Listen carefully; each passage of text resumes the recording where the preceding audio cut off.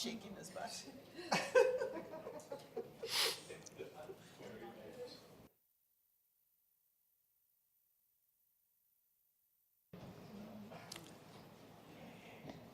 Okay, now being 4:30, 4 o'clock, I guess, we'll start the executive meeting, and we will call it to order. Before we do that, let me recognize that we acknowledge that we are on Treaty 6 land and home of the Dakota and land of the Métis Nation. Would somebody like to make the approval of the agenda?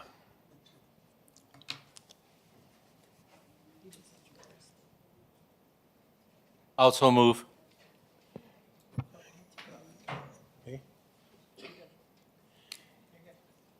Moved by the mayor, and is there any discussion?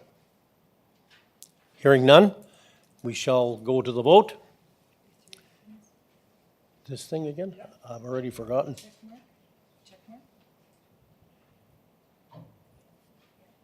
Ready to vote. There you go. There we go. See, no, vote is open. The vote is open, Vote. Councillor Head. and Councillor Head, are you on Teams?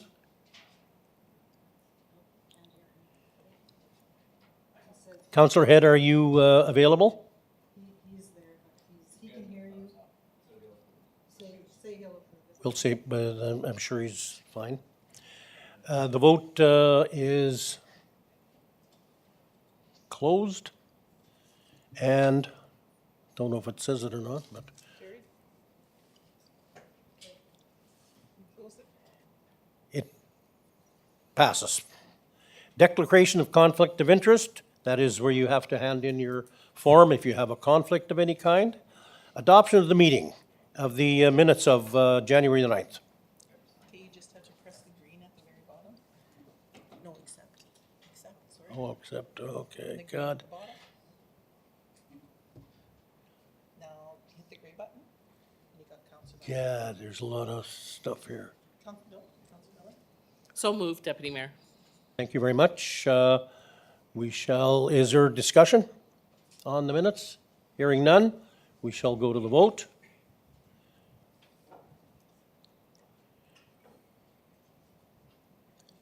The vote is now open. You vote. Councillor Head, are you now with us? He is not. We shall He votes yes. vote yes. We close the vote. Accept. And the vote passes. Except for Mayor Dean. That's all right. Okay, the next on the agenda then is delegations. And we have transit extended hours. And we have a presentation by Evan Hastings. However, we have also a verbal or a PowerPoint presentation by Carlos Correa. So Evan, you might as well do your presentation first. Press the green button. Okay, now press the black. Press in the black, just the black. Add. And there you And go. then at the very top of it says Podium. grant the floor. Good gravy. There you are, Evan, you're on. Perfect. Good afternoon, everyone. This report is for the proposal for an extended transit hours trial within the city of Prince Albert. So to give a little bit of background about how we got here, extended weekdays hours of service has been a very strong and consistent proposal by the general public, not-for-profit organizations, as well as educational institutions within the city of PA. So much so that in 2017, a 4-month extended hour trial was undertaken by Prince Albert Transit, which saw transit hours go till 11 p.m. At this time, administration reviewed the results of this study and determined that the hours were warranted until 10:15 p.m. So what's changed since 2017? while the City of Prince Albert was approved for $415,000 of one-time public transit funding, and Council on January 23rd allocated $265,000 of this towards extended transit hours in 2023-24.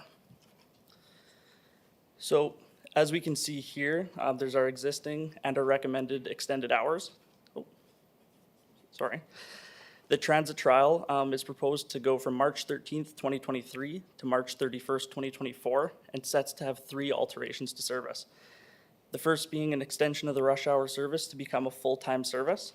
The second to extend all transit routes from 7:15 to 10:15 p.m. hourly. And the third is actually the reduction of operating frequency from half hourly to hourly between the hours of 6:15 and 7:15 p.m. So first, the rush hour extension. The rush hour on August 30th, 2022 was altered to improve operation on 28th Street East at Carleton Comprehensive, Crescent Acres, Sask Polytech, and Cornerstone. And in January 2023, the rush hours averaged 11.5 riders per loop, which is actually 4th in efficiency in the city. So it's actually ahead of the West Flat and all-day express routes. One of the other key functions of this route during the day is, as we see here, Cornerstone is probably the most popular stop in the city, as well as Walmart and Sask Polytech. The East Flat route brings everybody to Walmart within 4 minutes, and the rush hour brings them back to the transfer station within 3 minutes. However, when the rush hour is not running during the day, everybody has to take the East Flat route from Cornerstone around the East Flat for an additional 20 minutes to get back to the transfer station. Second is the extension of all routes till 10:15 p.m. hourly. And in the last 20 years, the City of Prince Albert has grown tremendously, and I don't think we see that stopping this year. And due to that tremendous growth, businesses are open later and later each and every year. So what we can see here is most retail stores, educational facilities, fast food stores, grocery stores are all open till 8 p.m. or later. And this doesn't really help that our transit only runs till 7:15 p.m. So extending service until 10:15 p.m. allows citizens to accept jobs with later hours, attend community events, and shop for groceries at normal, regular business hours. Just to continue that, a poll was undertaken at the Sask Polytech Community Fair. 56% of over the 100 students that voted decided to extend transit hours on weekdays as opposed to Saturdays or Sundays. So this, along with the immense phone calls, emails, and consultation with the public, allows us to focus on weekday extended hours rather than Saturdays or Sundays. Thirdly, is actually the reduction of service from half hourly to hourly at 6:15 to 7:15 p.m. So the City of Brandon was one of our main consults when we were designing this trial, and they are very similar to us. They have 52,000 people in their city, and they actually operate hourly from 6 p.m. till 12 a.m. each weekday. So looking at this and looking at the hours that we have in our city, it was determined that a reduction of service hours from 6:15 to 7:15 p.m. from half hourly to hourly would better match the demand and provide a more efficient service. This reduction of hours allows for an extension of weekday service from 7:15 to 8:15 p.m. hourly for no additional cost. And in conclusion, the one-time public transit funding program allows for a fully funded trial for this just over a year here. It allows the opportunity for the city to provide a highly requested trial that benefits the community. And the trial will create additional bus pass income and revenue for 2023 and 2024. And a report outlining all these details will be brought to council by September 11th, 2023. Thank you. Thank you very much, Evan. Great report. Is there any questions of Evan before we go to the council?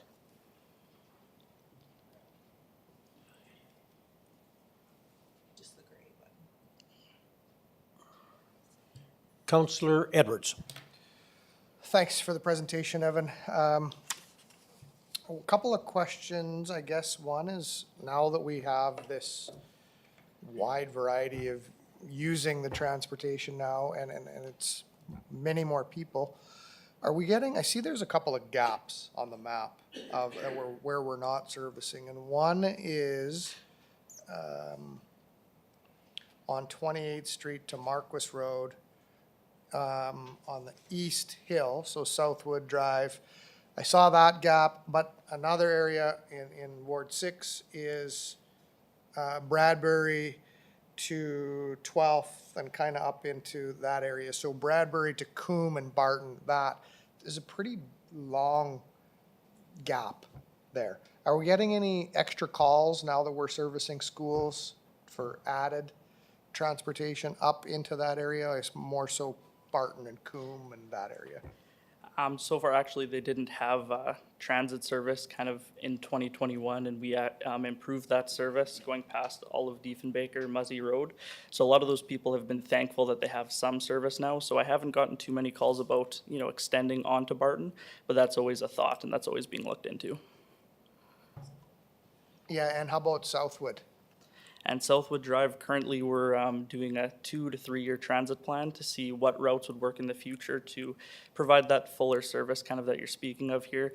And that's definitely a possibility, but we haven't got a lot of requests to extend service there. Most of the people use 28th Street or 6th Avenue East. Okay, that was what I was wondering about, the amount of calls you're getting, so that's important. I think that's it for me. Thank you. Councillor Zerkowski? A shift. Add. Add? Oh, no. Why do? Great. Great. Thank you, Mr. Chairman. Oh, 'cause of Evan, the again, note, thanks okay. for all your work on this. It's a big project that will probably never end and continue. On the point of the rush hour, the 9:45 a.m. start time, what factors went into creating that 9:45 a.m. start time? Why not 9 a.m.? Why the 9:45? Currently, the rush hour route runs from 6:45 to 9:45 a.m. and then from 2:45 p.m. to 6:45 p.m. It's mainly been used as a kind of a Scholastic Express, but we're seeing a lot of people in Cornerstone on 28th Street East and in Crescent Acres utilize this service, and they'd like to utilize it during the day. So that extension of hours to fill in that gap, it kind of just shows that this is becoming a more full service that people want to have the whole day. Yeah. Okay, so I'm just going to try and paraphrase what I heard. It's going to enhance what we call the Scholastic Express at 9:45 in the morning. So currently, it's used as more for school, and that would Yes. be from 6:45 a.m. to 9:45 a.m. I see. Yeah. So it's used, but it's called something else up until 9:45. Well, it's called the rush hour route. It's just mainly used for people attending school at Carleton, at Pacey, Sask Polytech. But a lot of people are beginning to use that throughout the middle of the day as well, and they want to use it to go to Cornerstone, Sask Polytech 28th Street, and 13th Street, which this functions for sure. Okay, thank you for that. Is that a similar answer as to the extension to 10:15? Why not 11 p.m.? 11 p.m. was tried in 2017, and just looking at those results, we didn't see that there was enough impact to the community to extend it to 11:15 p.m. 10:15 p.m. was kind of the end where we saw a usefulness and impact to the community that's worth bringing to council to extend the hours. Okay, thank you for that. So my last question is, what I've heard is if there's a need out there in the community from either the elderly or folks who need public transit, young families to get to school, to call Public Works and let them know that, we're interested, there's demand in our area, and we would like some consideration when you come up with the next plan for public transit, whether it be Southward or any other area. Yep, that would be perfect, and we will be doing some survey throughout the community as we make these plans, so we will be reaching out to everybody. We'll be working with the communications department to get the fullest details we can when we make that new transit plan. Okay, thank you. Mayor Dion? I'll move the recommendation, and I have some comments. First of all, thank you for your report, and I give you credit. I won't want your job, strictly because we want bus service in Nordale, Hazeldale, the Little Red, the airport. But what people have to realize, this is the heaviest subsidized program that the city does. And the reason that we can do this, because we got $265,000 from the government of Saskatchewan, the federal government. So that'll help us test the waters to see if there's enough there to justify it. And then we might have to slim down from some other areas that aren't as productive. Because if we were cash rich and had a big pool, I would have bus service everywhere in the city. But unfortunately, we don't have that luxury, and we heavily subsidize the buses. And so, and it's going to keep getting heavier because the price of fuel is going to continue to go and the labor. So I give you credit for testing this. And I did meet with the students at Polytechnique. I had a very great evening with them. I learned a few items, and this was one of the items they brought up was busing. And that I didn't mind because there's such a large volume of them, and it's going there, Carleton, so it's being more targeted. So thank you for doing that, and I'm waiting to see the results and how we can shuffle our routes a little better. Thank you. Is there any further discussion?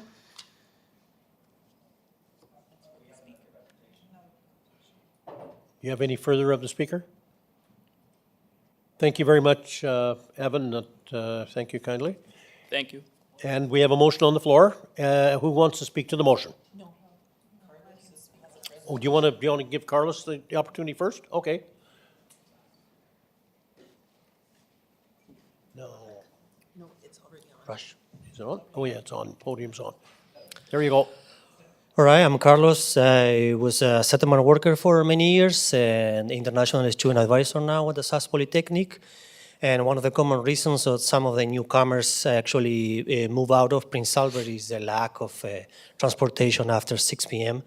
and especially on the weekends, where most of our students actually are working and exactly at the Cornerstone area. Because in the last few years, the population in PA has grown for more than 5%. I think those numbers are actually a little bit short, and we are hoping that the people that works at Cornerstone and they are done work at 11 can have the chance to take the bus home and not walk. And in order to present better, I would like to give the word to Raj, who is the Vice President of the Student Association at the SAS Polytechnic, students that heavily subsidize the taxes in the city. Thank you. Go ahead. Thank you, Carlos.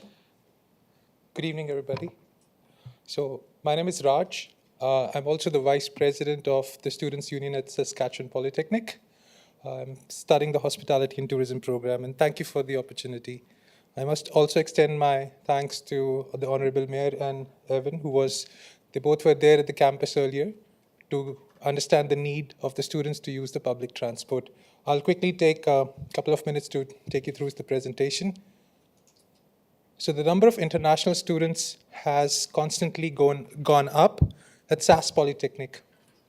This is the number that we have from 2022.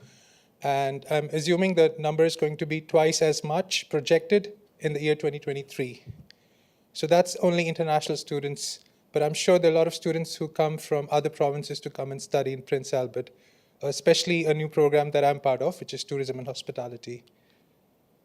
Besides SAS Polytechnic, there are other institutions, post-secondary institutions that have their campuses in PA. So I'm sure there are a lot of other international students who come to these campuses as well. I wouldn't have the number to support my statement yet. Now, most of the students who come to study in Prince Albert work part-time, and one of the places where they get part-time jobs are the quick service restaurants, fine dine restaurants, and service industry, retail in general. So they go to the school in the morning, and by evening hours, they go work part-time at these places. Now, most service restaurants, fine dine restaurants, quick service restaurants, they work till late in the night, 10 or 11. And this boys and girls, young men and women go work there. So coming back home has been a challenge at times that I know of some personal stories from the students that I hear. So either they have to opt for a cab that is expensive or find a friend, forcibly at times, to get the ride back. This is a news article that I saw that there's labor shortage. I don't have a research as such, but I know this for sure. Students want to leave PA the day they're done with the degree and move to a bigger city. So we being a cradle of institutions, developing skilled workforce, but the skilled workforce instantly leaves to serve the bigger cities the moment they're done with the studies. public infrastructure is partly contributing to that, because it's much easier to not buy a car and live in Saskatoon or Edmonton as opposed to PA. And talking of increased price hike, buying a used car or a car is a distant dream furthermore now for the students. So that's out of question. We are the third largest city. There's great potential. PA is growing rapidly. Some stats were shared earlier in the meeting. We need skilled workforce to stay back. We do not want those students to go and serve some other communities after having studied here. We'd love them to stay here and contribute to the growth. And there are challenges, and those are some basic things that I've sensed at the ground while talking to students. If you have any questions for me, I'm more than happy to answer. Thank you. Okay. I'd leave that to the experts. I wouldn't want to comment on that, but the request is to have extended hours of operations. It'll contribute to sustainable development goals. That's what the students feel too. Just the geographical dimension of using space. That is all. Thank you. Thank you very much for your presentation, folks. Is there any questions of the, I see someone there. Councillor Ogrodnik. Thank you, Mr. Deputy Mayor. Thank you, both Evan and Carlos and Raj, okay, for your presentations. I agree, and I'm excited to actually support this motion to extend the transit hours for a year for sure. And as Mayor Dion said, it's the cost.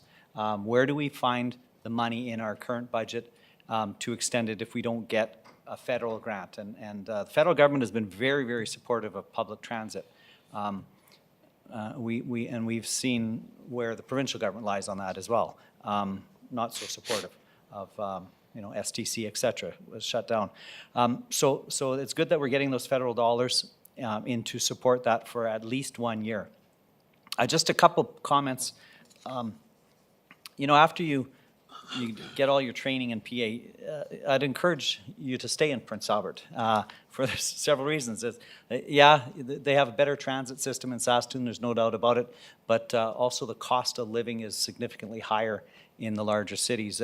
And we've gone through a number of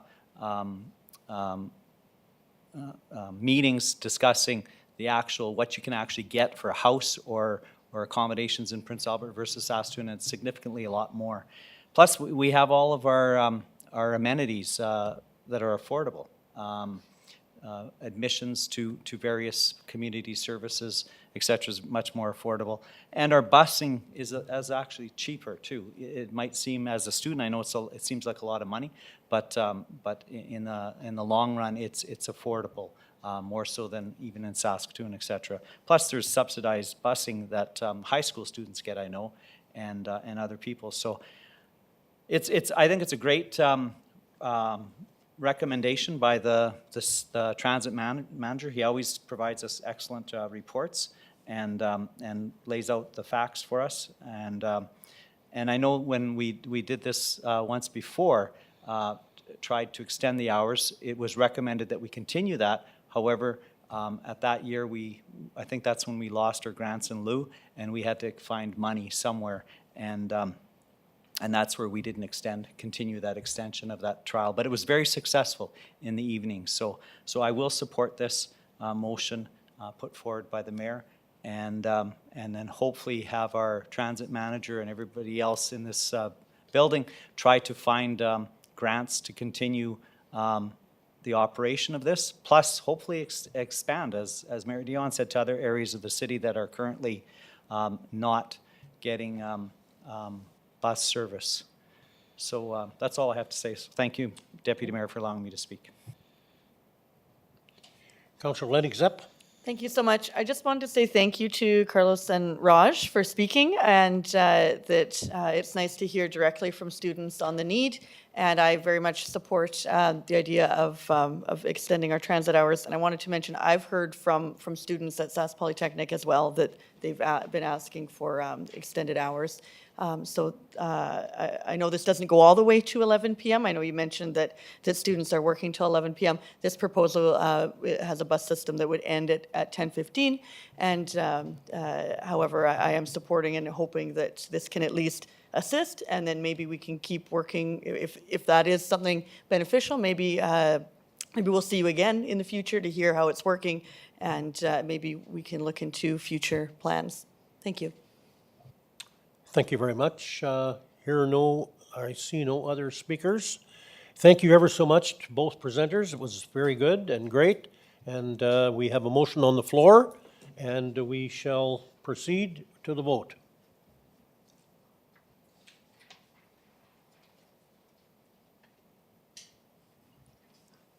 And the vote is open. And Councillor Head, are you there? I am in favor. In favor? Thank you.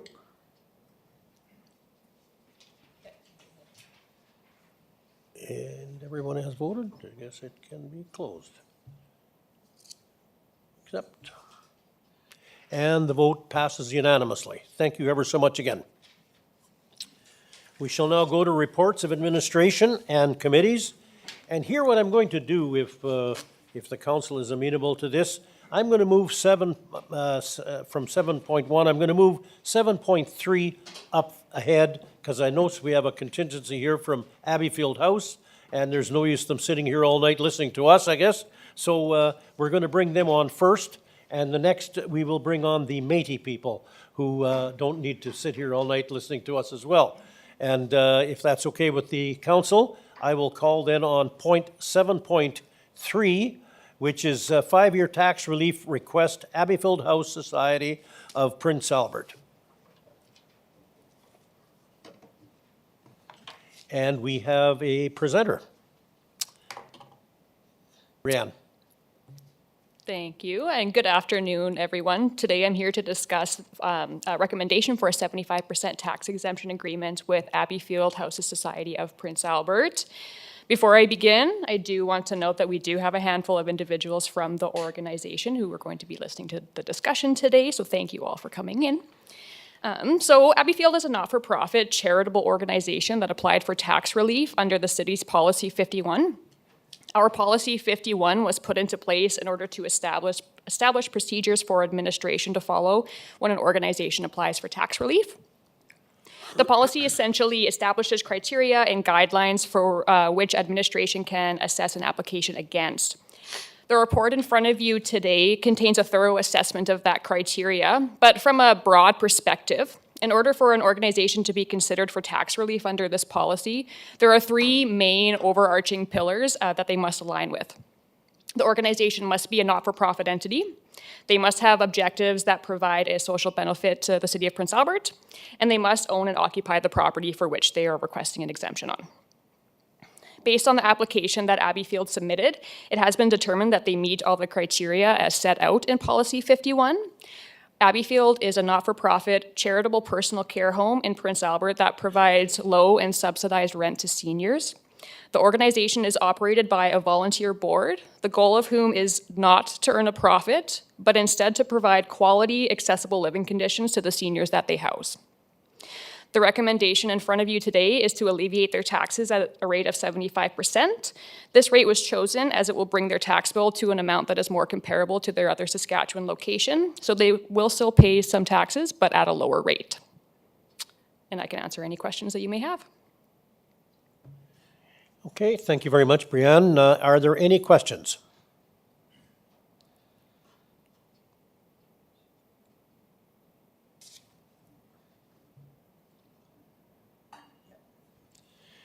Councillor Edwards. Thanks, Deputy Mayor, and thanks, Brianne, for the report. Have we reached out to try and get any grants at all for this organization? I know we have people within the city that apply for grants for nonprofit organizations within the city, and there should be some grants available. Have we done that yet? Have we talked about that? No, so that's not something that us as administration have explored. We focus just mainly on the tax relief policy at this point. Right, and would that be an option? I'm certainly supportive of helping out at this time, but I wonder if that's an option as well? Well, and Sylvia just mentioned to me that they're not aware of any grants that are available. So administration hasn't looked into it, but the organization has, and they haven't been able to find any. Yeah, yeah, okay. Okay, I think that is it. I do have some comments if there's no more further questions. Councillor Ogrodnik. Thank you, Deputy Mayor. I just have comments. I don't necessarily have questions. I support this motion, and I'll move the recommendation. And I believe it's important that we help support our seniors in the community, and this is what this motion's about. This motion is about another type of facility that is much needed in our community. It would be nice if you know, federal provincial governments could provide care for seniors and build facilities and run them and at costs that are affordable. But unfortunately, that's not the reality. They have some, and so groups like Abbey Field House have to pick up the slack and provide good care at affordable prices for our seniors. And so I think this is important, and I commend the board and the organization for doing that. I think it's a very, very important facility in our community, just like the private care homes are important facilities in our community. And so therefore, I will support this organization and support the tax relief. After all, these seniors have paid taxes their entire life, high taxes when they were in their homes, and affordable taxes in their homes, and have funded so many different projects in our community, and now is the time to give a little bit of a break to the builders of our community. And so I support it 100%. Thank you. Councillor Lennox-Epp. Thank you. Just wanted to confirm, if I could, my reading of the report indicates that Abbey Field House is a nonprofit entity. I think I read that correctly? Correct, yes. And that it does therefore then meet the criteria for tax relief under our policy. Yes, it does, correct. So for those reasons, I'm very much in support of this proposed tax relief. Councillor Kilmer. Thank you very much. I just want to say the same thing that Councillor Lennox-Epp said. It's a nonprofit, appreciate that, and it meets the criteria of laid out. I appreciate the department's working with the board from Abbotsfield. They have been met with you 6 months ago, and you did due diligence, and the board there has done more than due diligence, just as Councillor Ogrodnik has said. Since 2001, this group of dedicated volunteers have been tireless in making sure to meet the needs of the people that they support and keeping the prices low. It's a very unique community that they have established, and I appreciate the 25 years more of fundraising and work that this group of people have done to service seniors who have done tremendous service to growing our community. So with that, I will be supporting this. Councillor Zurikowski. Thank you, Mr. Chairman. I don't want to be repetitive. I just want to touch on a couple of things, if I may. Certainly, Abbey Field is a unique structure within our organization, within our city. Nobody else does what you do, and you've done this for so long and so well in our community. Truthfully, we could use another half dozen Abbey Fields in the city. Unfortunately, we'd have to triple the bodies of your board members to make that happen. And I'm sure you know how difficult that is to find board members who serve. Nonprofit, good on you for doing what you've done for so long. Thank you, and please keep doing it. And we'll partner with you as long and as far as we can. 5 years is adequate for now. Please be back here within 4 years with the same ask. I wish we could have done this 5 years ago, but I'm pleased that you came forward with this ask, and again, thank you for what you do. I know some of the people that have spent time in your home, and you do beautiful work there, so thank you for what you do.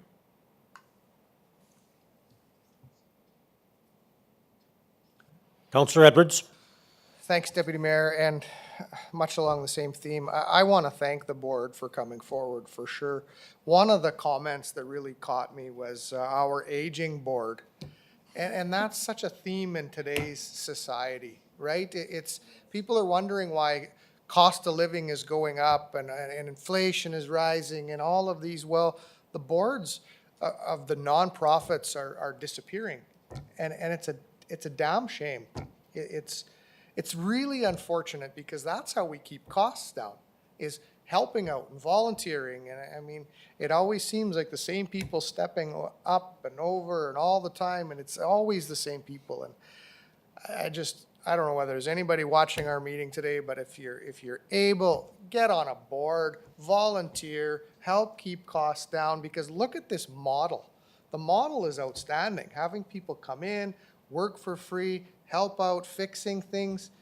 The model is there, and I really appreciate that, and I appreciate the letter. I've been in your facility a number of times. It's absolutely beautiful, so thanks for coming out.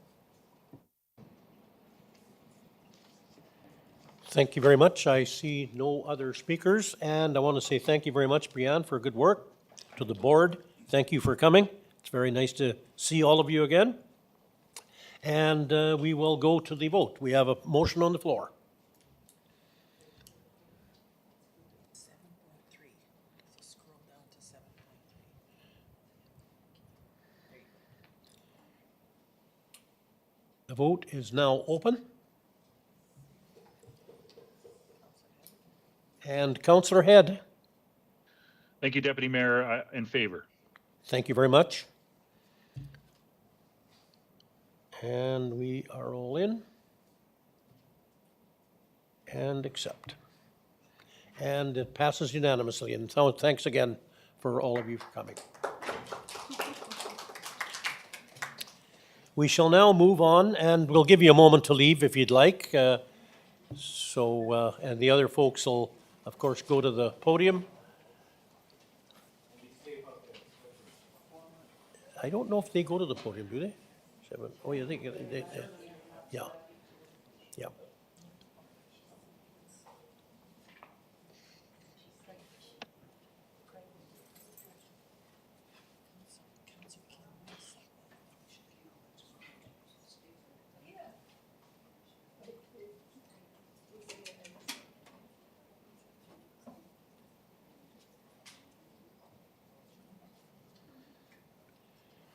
Okay, we are going to proceed on, and before I do that, I note someone very special in the crowd, and it is Acting Mayor Iris Burriman. And welcome, Iris, to our chamber. You were a long-time member here. And we appreciate having you here at any time, so thank you kindly for coming. We shall go then to 7.7, which is Parcel AA Development, Métis Nation of Saskatchewan, and we have a presentation by the Director of Planning and Development, Craig Gettinger. Craig, you're on.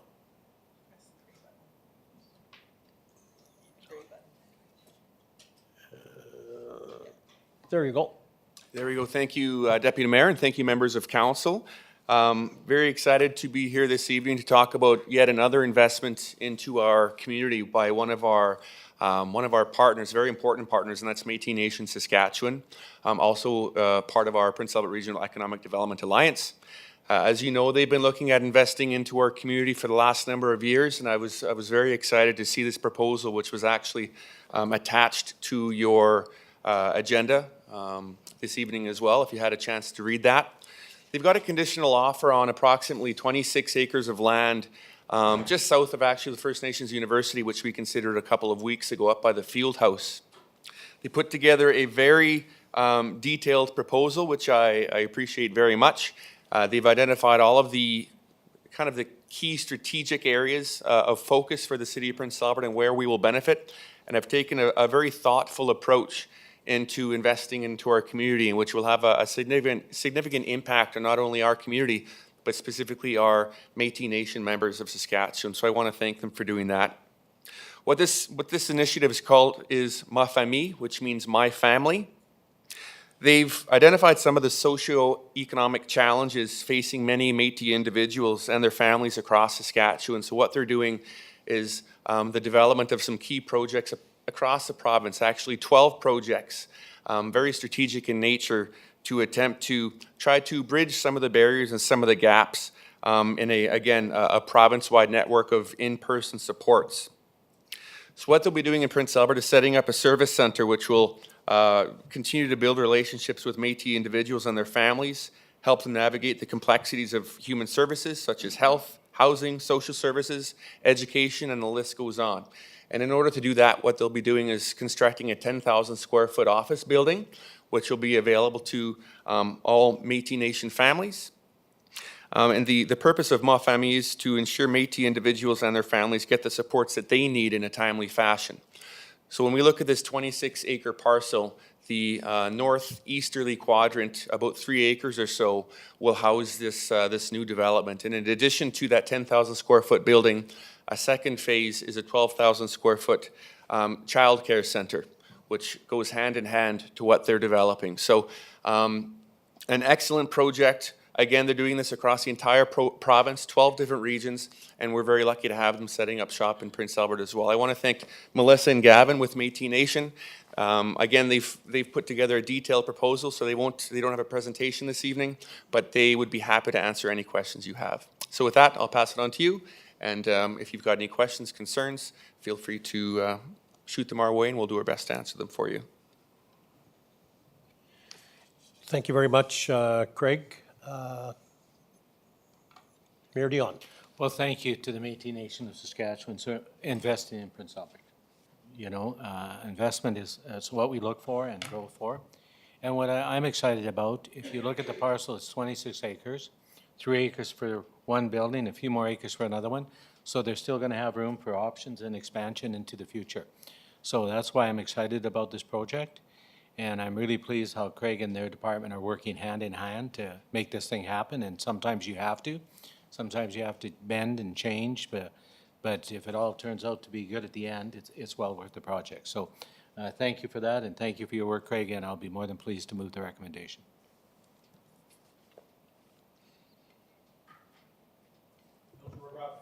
Thank you, Deputy Mayor. Yeah, I too support this 100%, and I want to thank the Métis Nation of Saskatchewan for showing confidence in building this facility and bringing this facility to Prince Albert. I'll add it to one of my Let's Brag About PA posts that, again, we have a provincial organization that is wanting to build in Prince Albert and add to that whole area up there that's going to become a lot of play and educational and care and healthcare, etc. And what I'm particularly excited about is phase 2, where you're going to include a 12,000 square foot childcare center. That's our future, and providing good quality care for children is important. And so I look forward to that phase of the building and support this 100%. So once again, thank you to the Métis Nation of Saskatchewan for having confidence in Prince Albert and bringing this to PA. Thank you. Councillor Zurakowski. Thank you, Mr. Deputy Mayor. I too would like to express a warm welcome and thanks to the Métis Nation of Saskatchewan for investing in Prince Albert. We're very fortunate to have you in our city, and that strong relationship has a lot of history and certainly will continue. My question is a little bit more foundational, if I may, perhaps for administration. As development quickly will show interest along that corridor, what is the intent to allow access to 10th Avenue? Is there some overreaching plan to say, you know, that we're only allow access to 10th Avenue every 200 meters? Is it first come, first serve? Is it ask and ye shall receive? What's the guideline moving across? Because certainly we've learned from Marcus Road East and West. And what's our expectation or story that we're sharing with the developers ahead of time insofar as that corridor? Thank you, Councilor Zurikowski, for the question. I may need to put our Director of Public Works on the spot. What I will say is that access to 10th Avenue, we're looking at very, very carefully. It's project proposals like this that put us in a really good position to educate ourselves, educate the public, and educate developers on what our requirements will be. We've got our West Hill Master Plan, which is recently updated, as you know, last year, and incorporated into that was our transportation plan, which took 10th Avenue into very serious consideration. So exactly what that distance is, I don't know what that number is, but what I will say is that it's on our radar, and it'll certainly be flagged so that we're following those requirements. Okay, thank you. Is there anything that?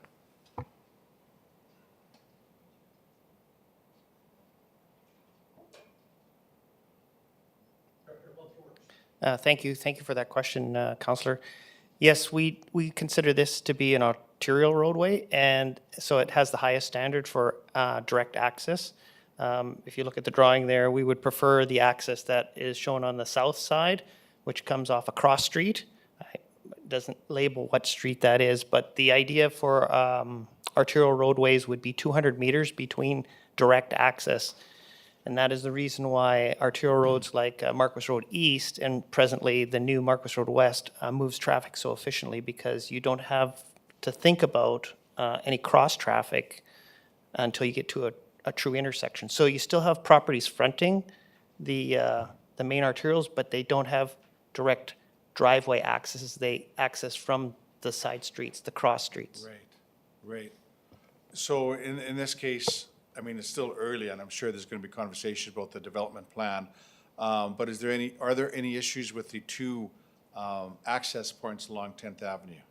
Well, this is the first I've seen of it, so we would have to review that. But Perfect. as it sits, that would not be favorable. Okay. The access is the way they're shown. That's good to hear, because we certainly all learn from history and unintended consequences. So thank you for that. So again, I'm very excited that the Métis Nation is showing an interest in the city, and certainly in West Hill. That's great. And for those who poo-pooed the extension of Marcus Road West, I think we've seen a lot of bright eyes and people knocking and getting stuck in 4x4 trucks as they're looking to see what land is available out there. And with the extension of Marcus Road West and the support of council, we've been able to make that happen 3 years earlier. And now the fruit is here because there's interest. So there you go. Build it and they will come. Okay, thank you ever so much for the presentation there, Craig, and the questions. Is there any further questions? If I see none, we shall go to the vote.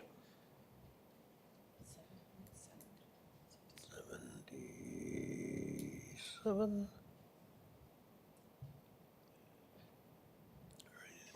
Open. The vote is now open. And Councillor Head? Thank you, Deputy Mayor. In favor. Thank you very much. And the vote is closed. And we will accept. And it is passed unanimously. Thank you very much to the Métis folks for coming today. That's a pleasure having you, and we hope to see you many, many times in the future. So, okay, now we shall go to our regular agenda, and it's 7.1, Proposed Shopping Cart Procedure. Verbal presentation, Todd Olekson, Sanitation Manager. Todd?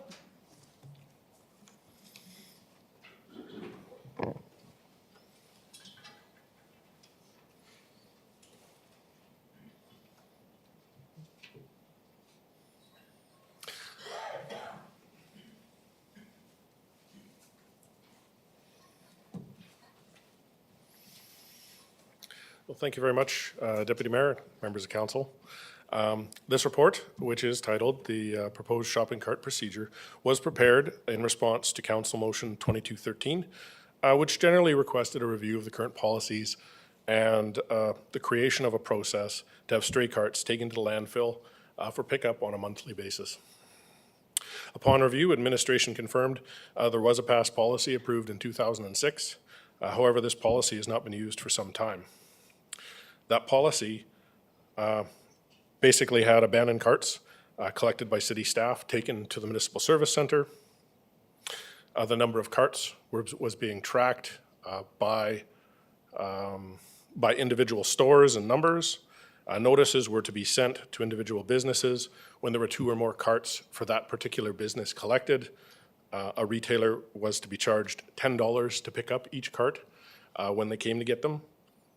And carts not collected for 1 month after the notice was sent were to then be recycled, which would have had them hauled up to the landfill.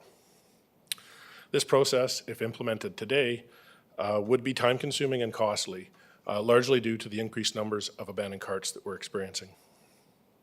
Because of this, the administration is proposing a much simplified process. So the process we're proposing, or procedure, is that abandoned carts collected by city staff would be taken directly to the landfill and stored at the landfill. Retailers would be required to pick up carts monthly and identify how they were picking up the carts. Carts that were not picked up on a monthly basis would be added to the adjacent metal recycling pile at the landfill. And administration would send an annual notification to all of the retailers that have shopping carts.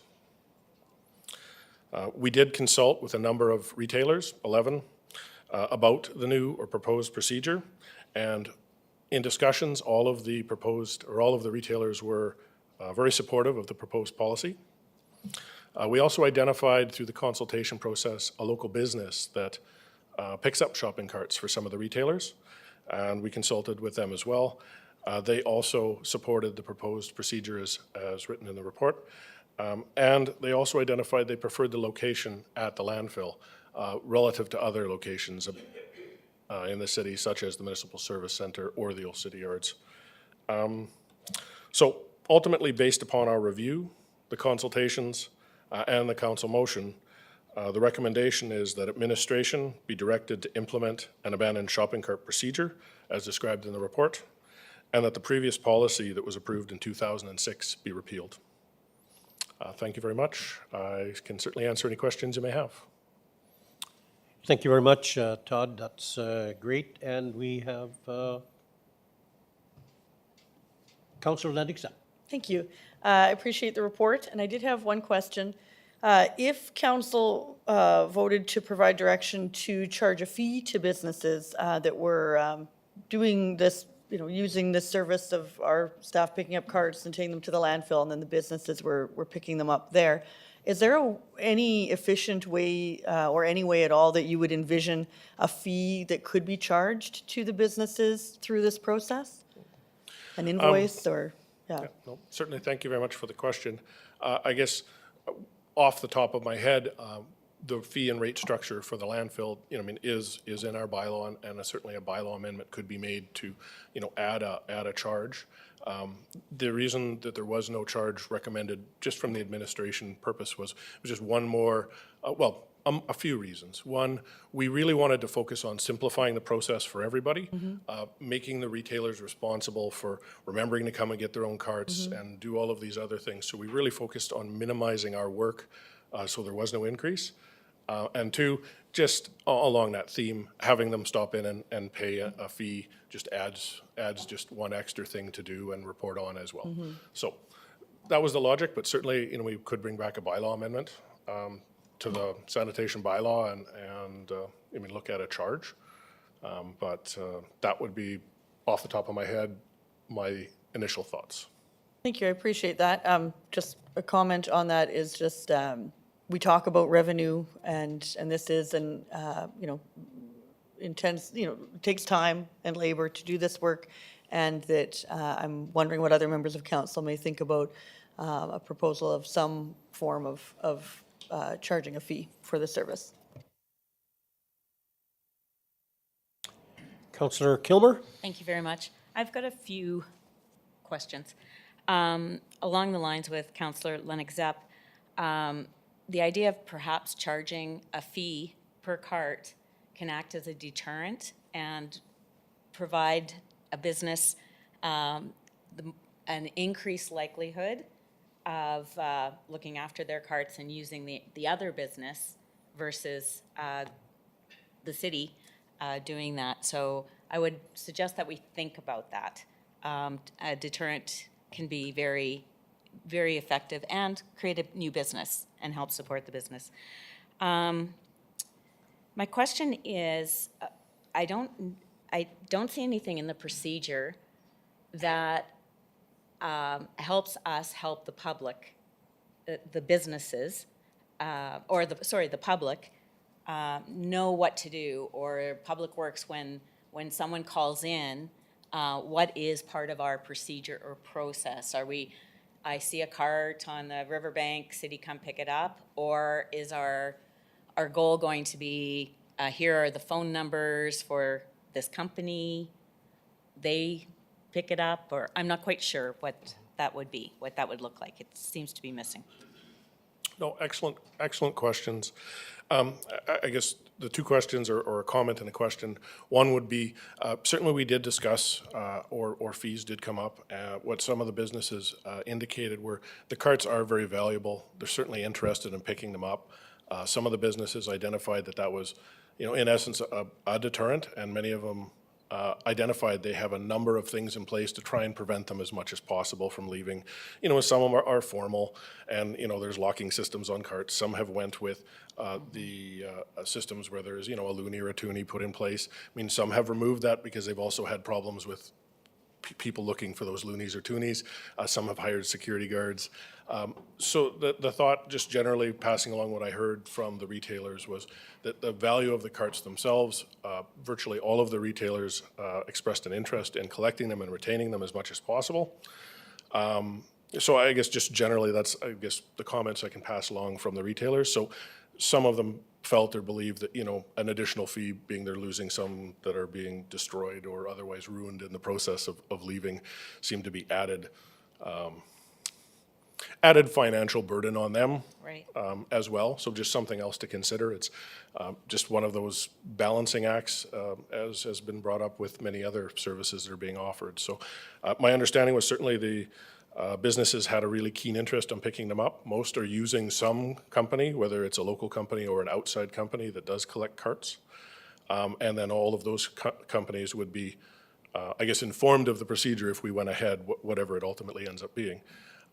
In terms of our process, certainly we could promote if people see a abandoned or stray cart, they can call Public Works and report it. Ideally, I think we would also be encouraging the stores to promote that, and in many cases you can do the same thing with a store. So call Walmart, call whatever. They do have a company that does it.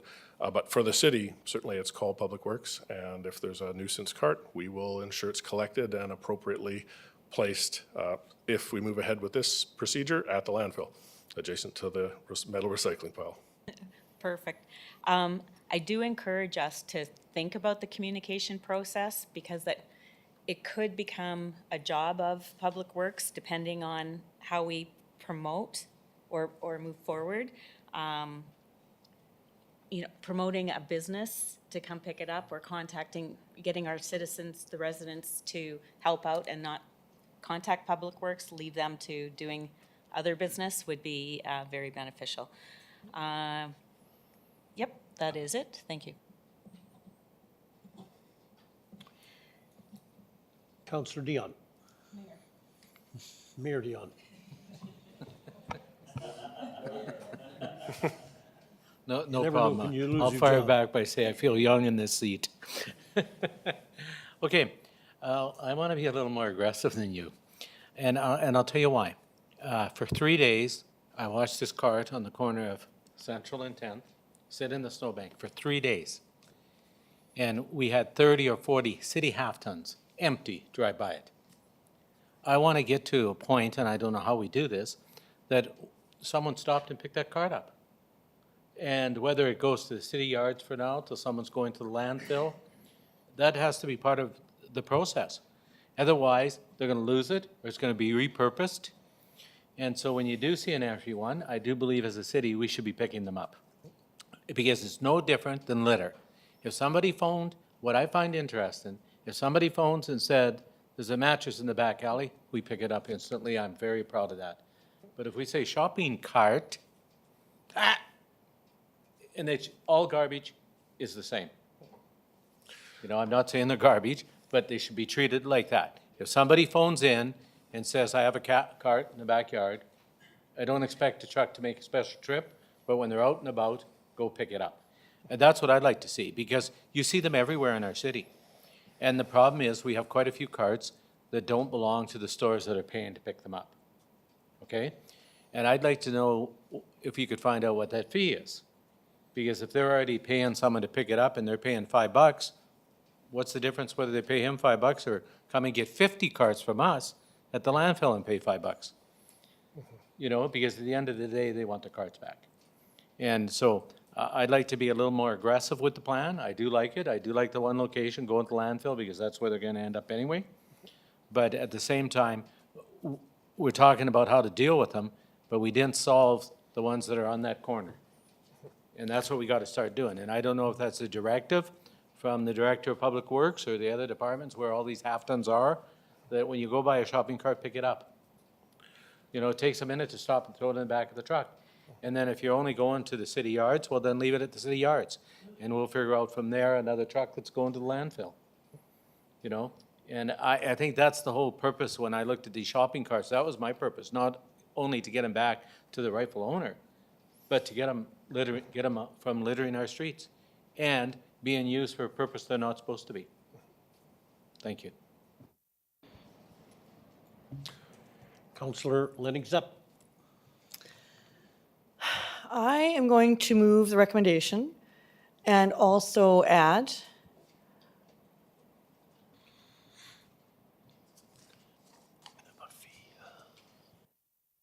number 3, that administration bring back a proposal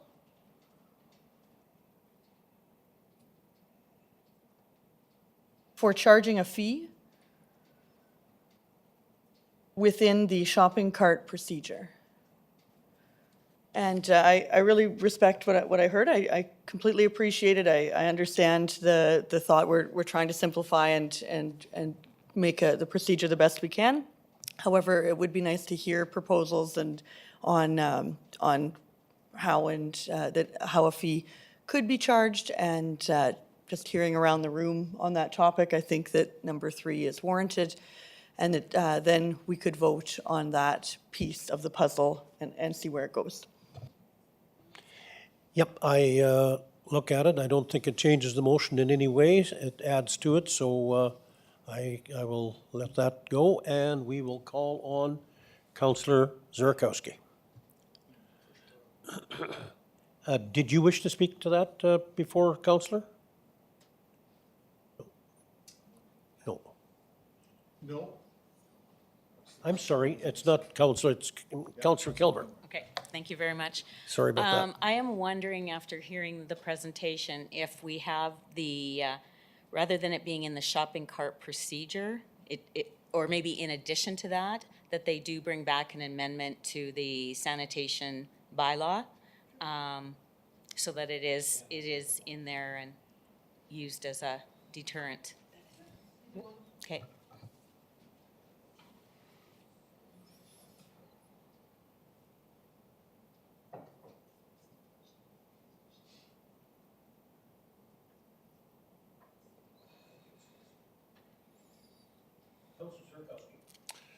Thank you, and thanks, I'm Todd, for sorry, the report, and thanks for the Zurkowski, work on that, for sure. I think a lot of it makes sense. I appreciate the feedback from the businesses. It's good to hear that they want them back, for sure. I have a question about the procedure, since I guess that's what it's about. It does seem a little counterproductive that our crews would respond once a ticket is created upstairs through a phone call, and then we send out a truck as for the work order, special trip to be made, go back and forth. Maybe that's the best way. So I guess this is my question. Since we're talking about the procedure, internally, what would be the procedure if this passes, if a half-ton truck from the city drives by 1 or 2 carts? What would be the procedure? Because I think that's the question. No, thank you very much for the question. I think if I was to put this into a bit of a perspective, we had a past policy that wasn't really in use. I think we had a number of staff in the city picking up carts or not picking up carts because there really wasn't a new and constant direction as to what to do. I think really the focus of this was to provide a direct and known procedure on what to do when you pick up a cart. And then we can say, certainly when you're driving by Central Avenue, and I think I know the cart in question because I called and had it picked up not that long ago, unfortunately.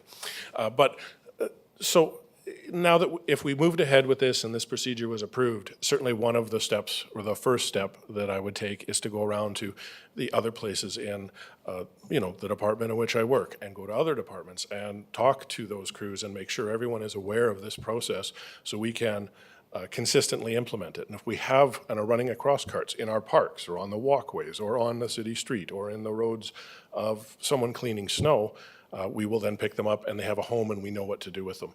I think because there wasn't really a known procedure consistently promoted across the city in the last while, there was sometimes a reluctance to even pick them up because it's like, well, am I taking somebody's cart or am I?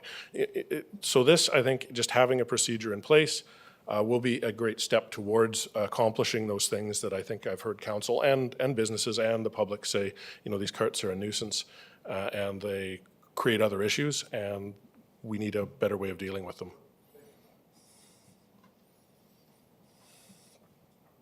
Okay, seeing no other speakers, I guess. Ask Councillor Lennox if she's okay. Why would I do that? The wording changed, and it looks great. It's good enough. Okay, we shall go to the vote.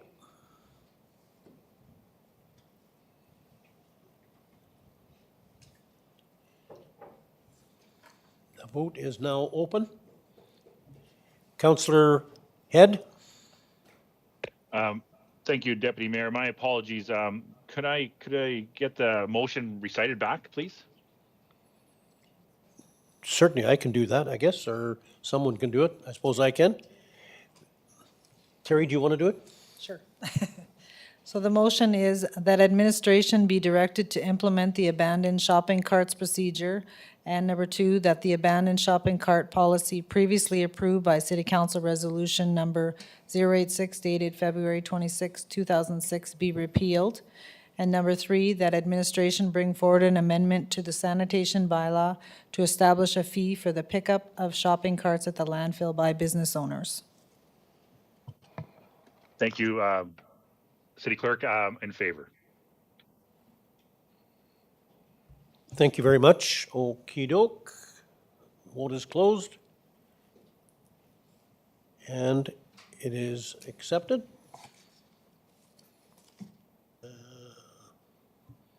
Doesn't show. Right here, on the screen, on the screen. Hmm? On the screen. Where? There we go.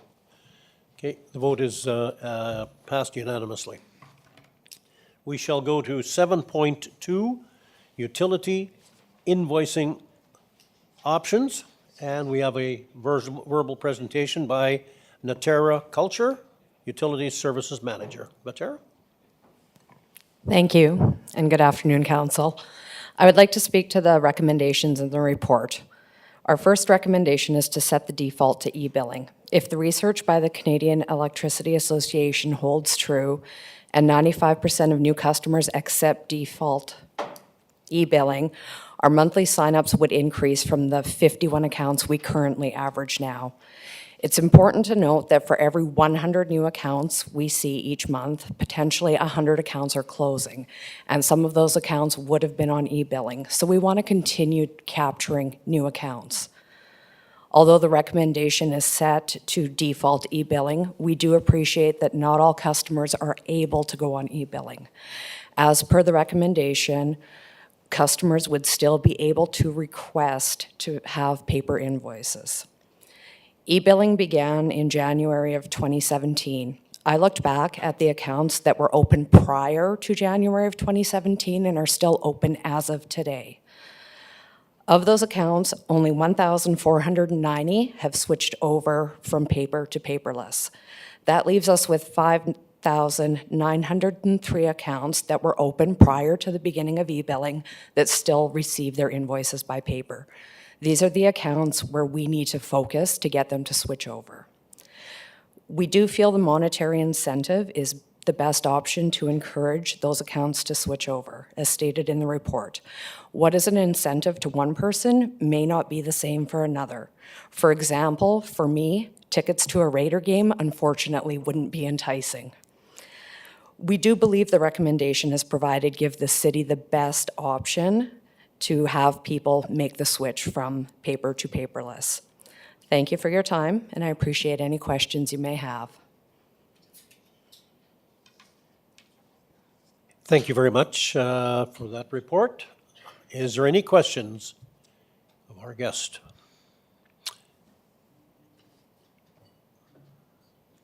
Councillor Edwards. I don't have a question. I have one major comment, and that is thank you. Thank you. Thank you for bringing an incentive towards this, because I think we asked that about 3 or 4 years ago or whenever we brought this in. So thanks to the department and thank you for bringing this forward. It's very much appreciated. I will move the recommendation. And did I say thank you? Yes, you did. Good, thank you very much. We shall go to the vote.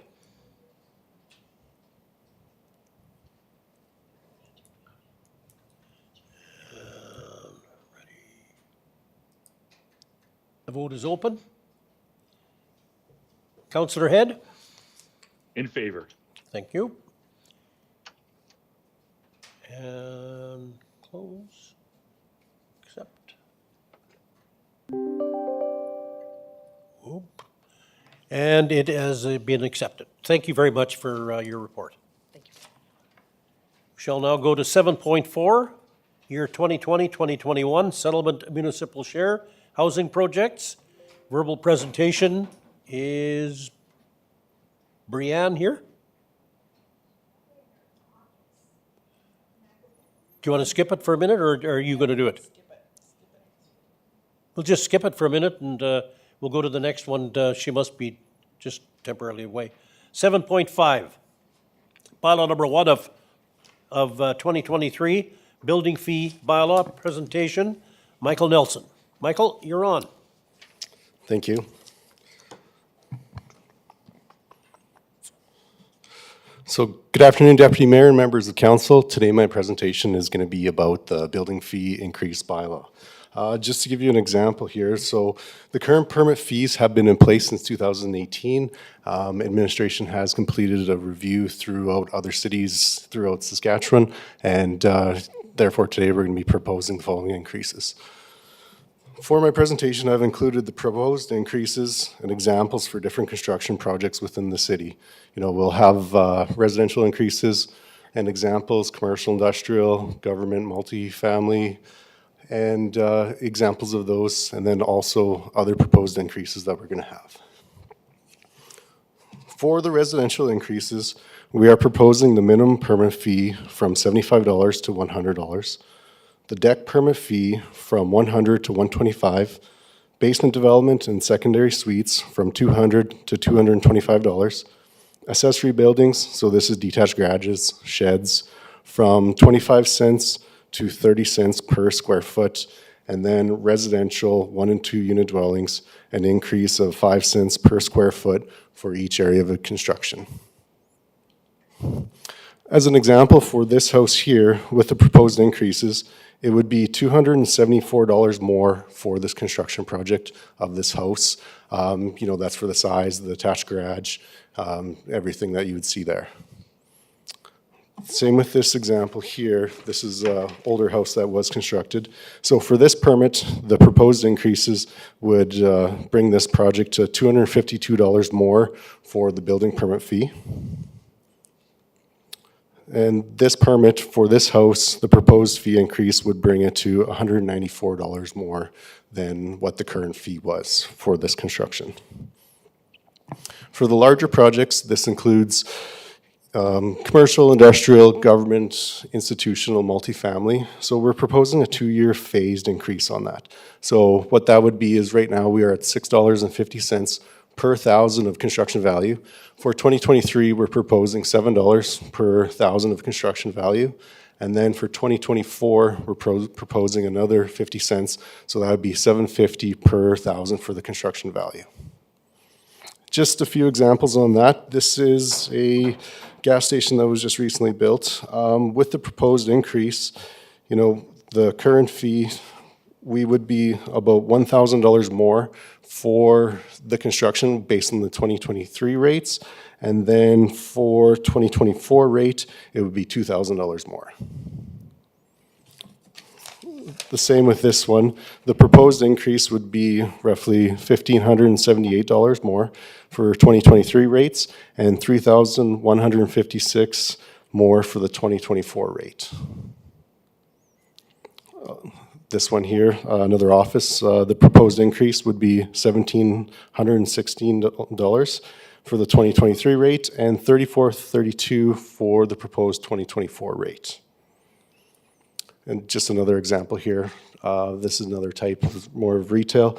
So the proposed increase would be $1,700 more for this project and for the 2023 and $3,400 more for the proposed 2024 rate. Some of the other increases that we have included is if you cancel a permit within 90 days of the issuance, it would be for $75. We'd increase it to $100. And currently, we do not have a fee if you start work without any permits. Basically, right now, it's just a $250 fee if we issue an order for that work. But we are proposing to be either 100% of the permit fee or $10,000, which is less. And this is used by the majority of the cities that we did compare with. Thank you. Is there any questions? Any questions from anyone? If we have Councillor Edwards. Thank you, Deputy Mayor, and thanks for the report. I can appreciate the rationale behind the increases, but I can't support it. I think that right now, people in general are struggling, and we want people to upgrade, we want people to build, we want businesses to move in, and we don't want any deterrence. And any increased cost right now, I think could be a deterrence. We know that the cost of wood and the inflation price of all of the construction material is up. And I just don't think the timing is right on this. And I don't want to, we're going to have a wide variety of construction occurring. I think that's important. I just don't want to dig deeper into the pockets. I know we have to increase taxes because the inflation is going up. I understand this would help, certainly. But I also know that building a garage increases property taxes, and pretty significant. So I don't want to deter that as well. So unless I hear better and good rationale, I can't support this recommendation. Mayor Dion? I'll move the recommendation. And this is why I'm moving it. We haven't increased fees since 2018. And you get these big permits. People don't realize where these plans go. They just don't go to the planning department.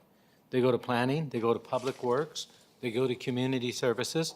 So we have lots of staff that every year gets more and more in a salary increase. Think of the salary increases from 18 to now. If we would just match that, this figure would be double. And then I did look at other cities, and we're still lower than other cities. And I don't think it's going to hinder us because we are now at a stage that I do believe prices are going down. I talked to the Construction Association again. And they were telling me how much wood has dropped again today. So, but at the end of the day, our process hasn't dropped any. It still goes to public works, community services. Our costs are still up. And I think these are reasonable costs when you're spending $5 million or $10 million building a big commercial building and your permit's 15,000, that's a very small fee. So I do support it strictly because we haven't had an increase since 2018. We're still one of the lowest cities in the province when it comes to these rates, and that our costs have gone up. And that if it was just going to one department, then that would be easy to justify. But it goes, planning has to do it, and we're getting more and more demanding on these departments that we want these approvals quicker and faster. And if there's a problem with them, you can't say no, you got to come back with us on how we can solve this problem. So I think it's all pieces together, and I believe this is the right time because I do believe things are starting to turn around. Thank you. Councillor Kilmer? Thank you. Thank you very much for the report. My question is, back to the basics, keeping it simple.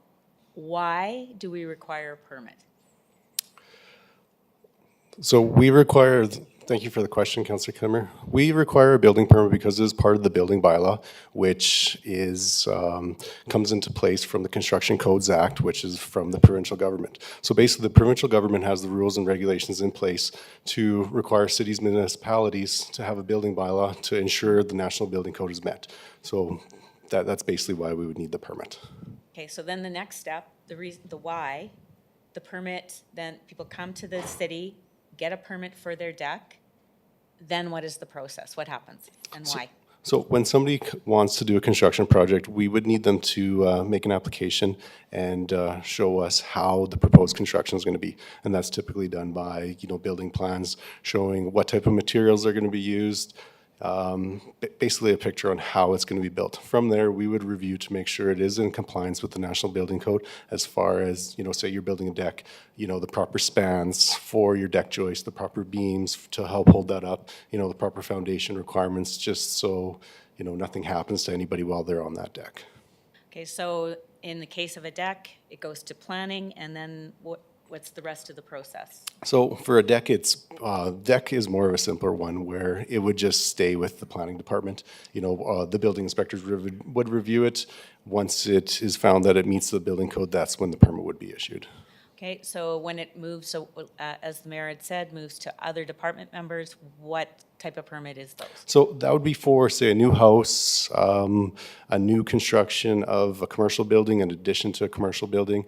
So that process typically for a new house, they would go through Public Works process as well for sewer water applications, grade certificates, crossing applications. So Public Works would review that process and, grant those permits if that met their bylaws as well. For bigger projects where development permits are required, say for a new commercial industrial building where the development permit would be required. So that process involves Public Works, Community Services, assessment, fire, just for a review to make sure that everybody is satisfied with those plans to ensure it meets the development requirements of each of the departments.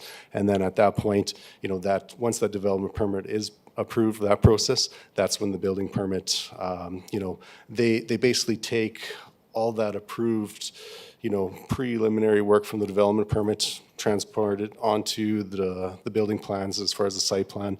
That would lots of times include your crossings, your grading, stormwater management, sewer water connections, things like that. So then that part is actually part of the building permit process as well. Okay, so I hear you say that it's based on the code, making sure everything is up to code for safety, and that it has an intensive level of work. So back to the deck, how much time would it take? Like you actually go and visit the site?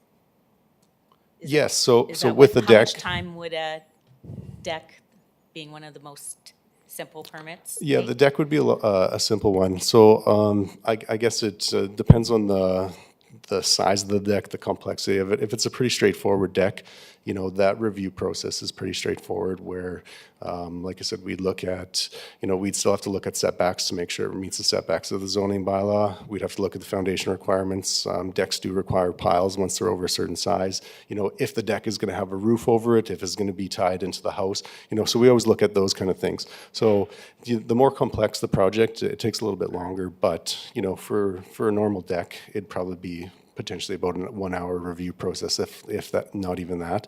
And then also, we do different inspections along the way. So for the deck, lots of times, depends on the foundation, we might go see the foundation that's being put in before they start doing the superstructure, and then once it's framed and once it's all done.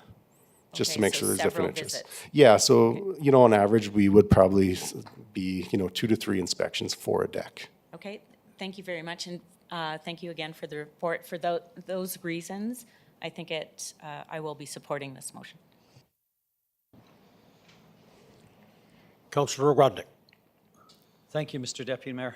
Thanks, Mike, for the report. I support the report and the increase, and and why I do that is as Mayor Dion mentioned, but it's also right in the report there, where it says that our fees are still lower than Saskatoon, Regina, and Moose Jaw. And I looked at, my garage. I got an attached garage built. That was a process. And I learned a lot about building codes and inspections. And Mike actually was very easy to work with. Very, very easy to work with. He was a lot of advice, and giving you, saying that make sure you do this so that it meets building code. And so I really appreciated that. My permit would have, and it's $35,000 to $40,000 you're spending on an attached garage. My permit would have gone up by $26. So really, when you look at it, that's based on the 25 cents per square foot to 30 cents per square foot. That's peanuts compared to all the other hoops that you have to jump through to get there. But I think it's reasonable, and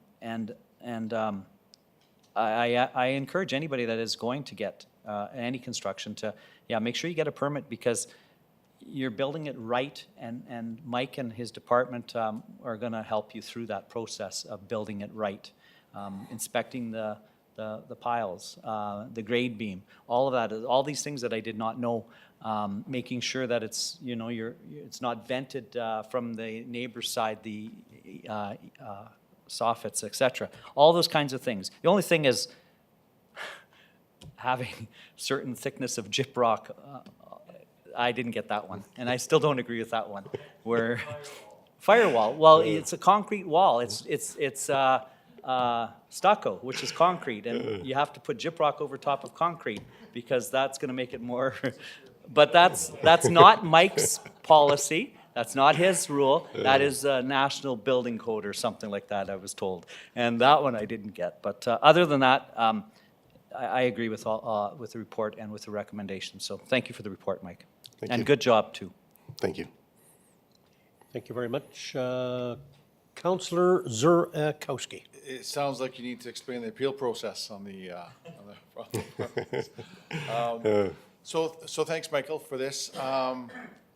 So the way this works, this is executive committee, and then it goes to council, and you're asking for 3 readings at the next council meeting. Why for 3 readings all in one night? This type of report does not require, or this bylaw amendment, does not require public notice. So that's why we are asking for 3 readings all in one night. Good answer. Yes. Why didn't I know that? That's a good answer. Wow. Thank you.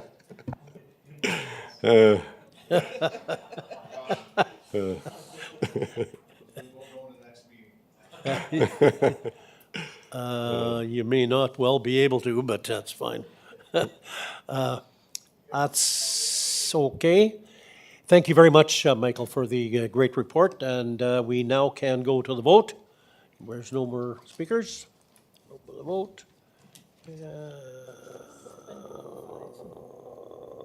Get up to the ballot. There we are. The vote is now open. Councillor Head. Councillor Head, how do you vote?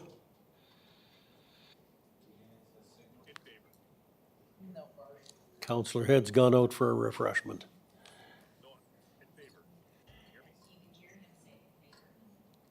Pardon? Did he say in favor? Okay, that's good then. Yeah, all right. Vote closes, and We accept?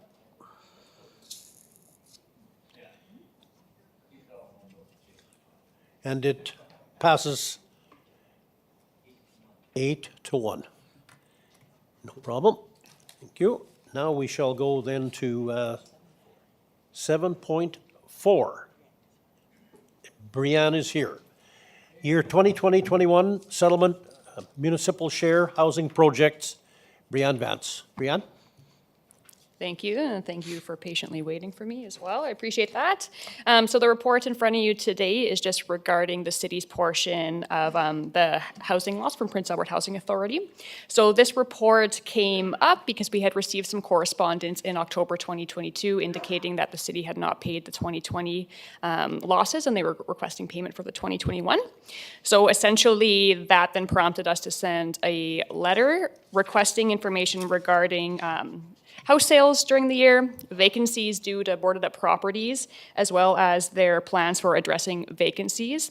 And the Saskatchewan Housing Corporation did respond in the letter attached to this report indicating what they are doing. So essentially they had no housing sales in 2020 or 2021. They had also attached their vacancy report, and they had included a list of itemized items as well that they're doing to address their vacancy rates. So essentially this motion in front of you today is just regarding the recommendation in front of you today is just regarding the city's portion of the housing losses. So the 2020 and 2021 losses you can see there. You can see that in 2022 and 2021, we had only budgeted about $15,000. So that leaves about $75,000 of unbudgeted loss that still has to be paid to them. And we are recommending that $74,380 be funded from the housing reserve, which is consistent with what was decided for the loss for 2023 in the 2023 budget. And I can take any questions you may have. Okay, any questions? We have Mayor Dion. Oh, just a minute. I gotta. Click the block again. Oh, click green. Green. This one? Yeah. What makes it do that? Thank you. Okay, Did Mayor you Dion. say, did they give us the vacancy report? Did you say you asked for that? Did we get it? Yes, so they did attach it to the letter that they had submitted. One of the items we had requested was the number due to boarded up properties, and they did not provide that information. Okay, because I have a grave concern about the Saskatchewan Housing Corporation. And we have vacancies, but we have vacancies where I didn't think we had to have vacancies. One of our seniors building, we have 9 suites that are closed because of mold. That's scary for me at a seniors complex. You know, there's probably 150 suites in there. And they've assured the residents, well, they plastered it off, they've closed the vents. But I just don't understand the province of Saskatchewan. We need affordable housing, and these housings that we're talking about are based on how much you make, so they're heavily subsidized. And I'm just concerned on some of these buildings I've been in the last week. I've been asked to come and have a look at them on how they're deteriorating. So it's like they're not reinvesting. You know, like, are you going to paint them every 5 years or 10 years? Or you're going to upgrade the washrooms? Or, you know, I think what concerns me is when I go to a building where it's full of seniors and there's 10 units that are shuttered up because of mold, and they're only working on one of them. So I do have a concern. I am going to bring it up at the Mayor's Caucus to see, because I know other cities have concerns. Saskatoon, they have more critter complaints than we do. But it's something that you're the government of Saskatchewan and you own these units, so there can't be a budget issue because you control the budgets. And these units should be in prime condition and be safe for our residents. So I won't be moving this motion, but I just wanted to bring that forward, that I am concerned on the vacancies that we have with the Saskatchewan Housing Authority. Councillor Edwards? Thanks, Deputy Mayor. So why, on the third recommendation, do we take it from fiscal stabilization and not from the reserve? Thank you for the question. So essentially, that amount coming from fiscal stabilization, that represents the 2021 budgeted amount. Because we hadn't paid that amount, it essentially became part of our surplus, which then flowed into fiscal stabilization. So the amount was already taxed for, and it is in fiscal stabilization. So it essentially, because the year has passed, we're asking to still pay that amount out of fiscal stabilization where it is now sitting. It could come out of a reserve if that's what you would prefer. However, we saw that since we had already budgeted for it and just hadn't paid for it, that this would be the best option. So it was all budgeted for 2023, that was part of it? Yes? 2023 has been budgeted for, yes, and they did provide a better estimate for us as well, so it should be a more accurate amount compared to this amount that was under budgeted. Right, so the estimates weren't accurate previously. And was some of this information, like, should we have received some of this information long ago, or is that part of the issue here? Correct. So in the report, we talk about how we hadn't received the estimated 2021 budgeted amount. So essentially what happened this year was we were preparing for 2023. They sent us what their estimated would be for 2022, and they also noted we hadn't paid the previous year.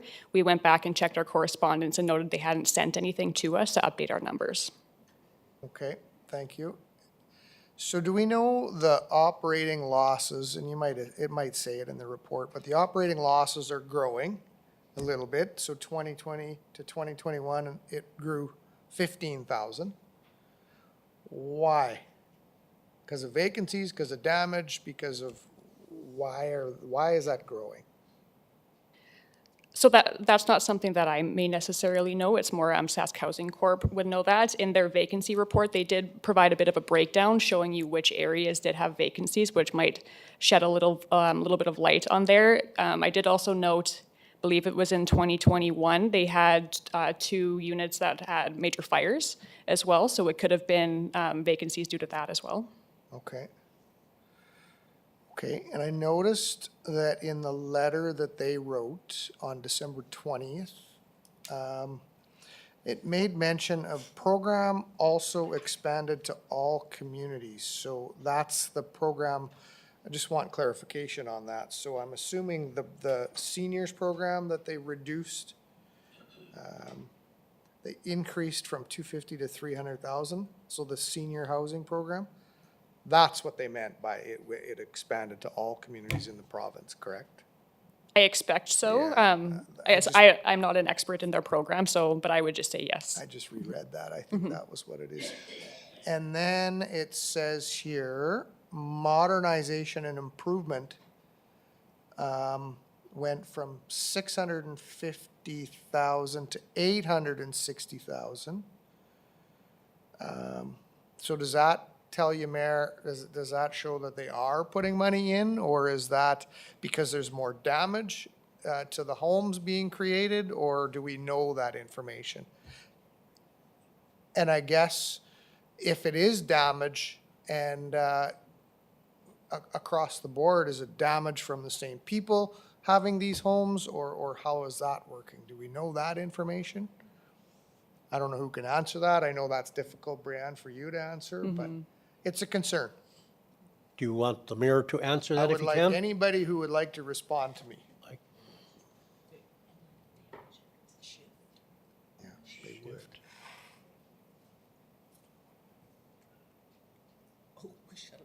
Oh, we shut yours off totally, sorry.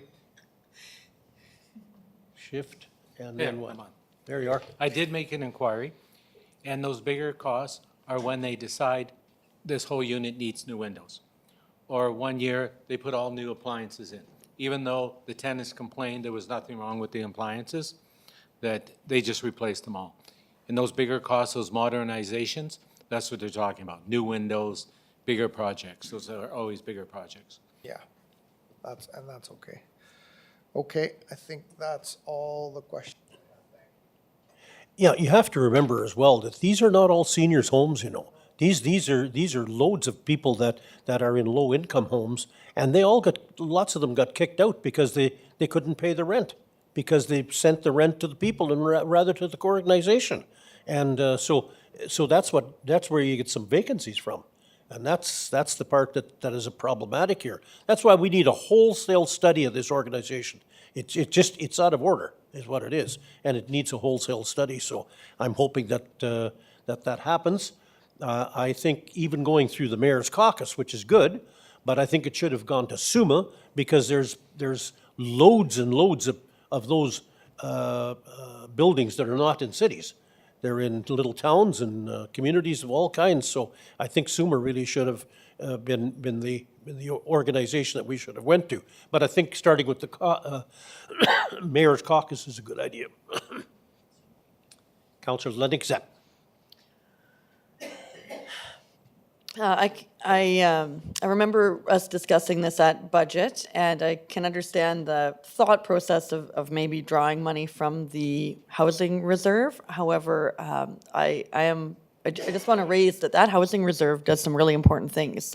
So we have the funding for many of our new builds of affordable housing through Riverbend Institution and PA Community Housing.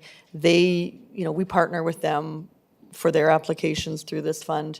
And yes, I know there's money in that fund right now, but we have not put any additional funds into the housing reserve for many years. And our policy says that we're to put $42,000 into that reserve each budget year, and we haven't been, just to save on costs, right? And so I am concerned about I guess, what's the big picture? What's the purpose of the housing reserve? I understand that this is money we're obligated to pay, and yes, this is housing. I don't dispute that. And is it affordable housing? Yes, through the province. However, that housing reserve just seems like something that is very important, and it's the only way we fund any of our, the PA Community Housing, Riverbend, Riverbank institutions. So I think I'm going to vote no, just because it's being proposed to have that come out of housing reserve. But I understand why we're thinking about it, but we have in the past always paid through general fund on this. So thank you. Councillor Zurkowski. So you call it a study, I call it an investigation. I think it's time. This is a growing conversation across the province. And absolutely, I like where you're going. We need to elicit the support of our other cities, of our other neighbors in the rural municipalities, of our towns and villages, because there are housing in those communities as well. And those are our friends and family members that are living there, and it's not just about affordability. That's important, but it needs to be safe. It needs to be clean. And what is going on? What's the practices going on that we're seeing this effect now that we saw 3 and 4 years ago, and the conversation is getting louder? What is going on? So whether that's an intimate conversation, whether we have a broad spectrum investigation into what's going on at that housing corporation, I think that's the call that I'd like to see come from a joint city mayor's caucus in SUMA, coming forward for an investigation at the Saskatchewan Housing Corporation.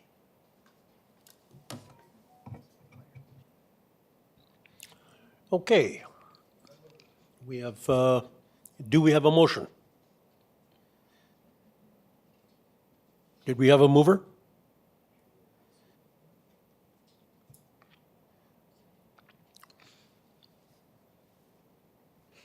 Councillor Edwards. So a question, can we add that we would like SUMA to get involved as a recommendation to this, or is this Actually, I more on believe a- that should be a separate resolution because, motion, simply because this here really speaks only to the payment that we're making Yeah. from either fund. And so I think if you did that, you would be taking away from that motion, and really it would likely be out of order. And thank you for that explanation, and I will move the recommendation. You move the recommendation? I will. Thank you. Okay, we shall go to the vote.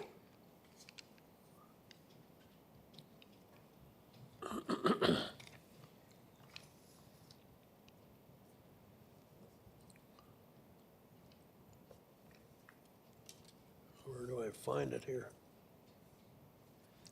7.4? Yep, there it is. Got it. The vote is now open.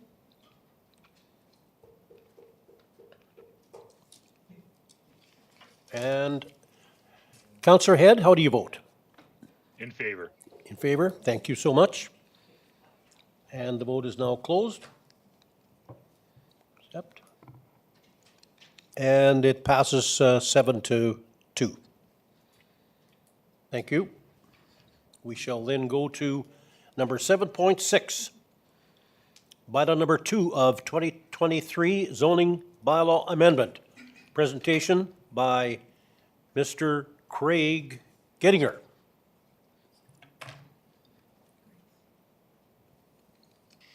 Thank you, Deputy Mayor, and thank you, Council, for the opportunity to consider bylaw number 2 of 2023. Looking for some feedback this evening prior to going to City Council for first reading. We're looking at, well, firstly, you recall in 2019, we presented to you a new zoning bylaw. Since that time, about once or twice a year, we bring amendments to City Council, both upon requests from the public and also as we find ways to create efficiencies and streamline our processes. So this evening, we have received and we will be considering 3 certain aspects of our zoning bylaw for consideration, one of them of which has been requested by public, and the other 2 which we've identified as some issues that we hope to resolve. Firstly, in consideration of shipping containers, 2011 was when this was first brought forward to City Council. We did not regulate shipping containers in any way, and they were popping up all over the place. Namely, in our residential areas, people would start to use them as sheds, and you know, in a residential area, not exactly conducive for a neighborhood. So what we did is we limited those in 2011, and we only allow them in commercial, institutional, and industrial zones. But we exclude commercial zones that are located within residential districts. So what we're asking of you this evening with bylaw 2 of 2023 is to allow them in our future urban development district. Those are areas of the city, and it's shown on a map as an attachment, but areas of the city that aren't zoned for their final use. They are kind of in a holding pattern, and they are very, very large tracts of land. So it is a temporary zoning designation. Once those future urban development districts are rezoned to accommodate for residential, commercial, institutional, etc., then those new zoning bylaw amendments would take over. So just because we allow a shipping container in a future urban development district, just know that if it is ever rezoned to residential, that shipping container would need to be removed. So they are only allowed temporarily. And secondly, we are proposing that we allow shipping containers in our low-density country residential zones.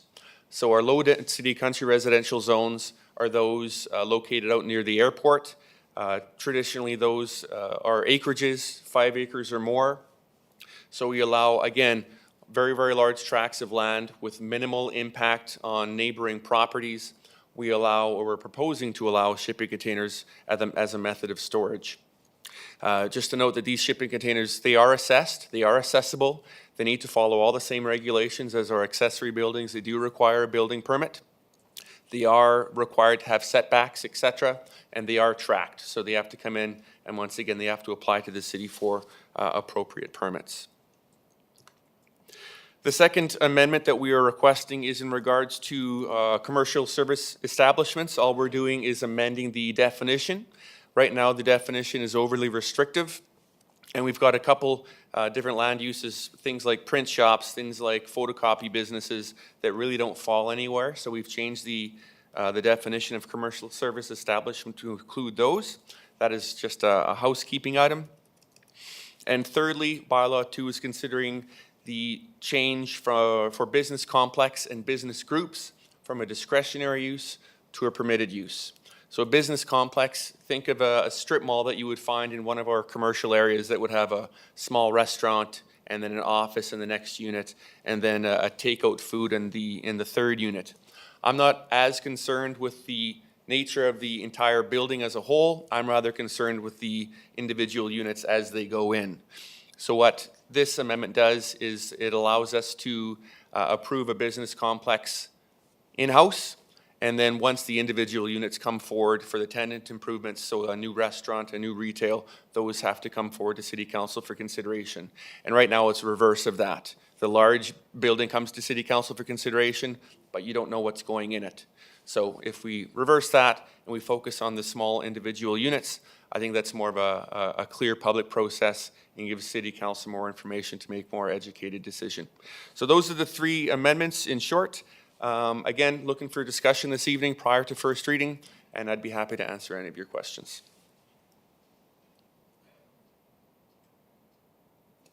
Shoot. Councillor Lennox up. Thank you very much. I'm going to speak about the shipping containers. I have some questions on that. Of course, especially in the residential areas being proposed, as you mentioned, by the airport. We have residential areas, and also this would affect Nordale being an area that is considered country residential. So I'm just wondering if the department, I guess, what the rationale is, why the department is proposing shipping containers to be allotted and allowed to be in residential areas north of the river. Yeah, thank you for the question, Councillor Lennox. Just a note, we're only allowing shipping containers in our low-density country residential zones. Right. We've also got a high-density country residential zone, so Hazeldale, Nordale. This amendment does not allow them there, although they are allowed north of the river. The larger lots directly abutting the river, those are low density, so 5 acres in size or greater.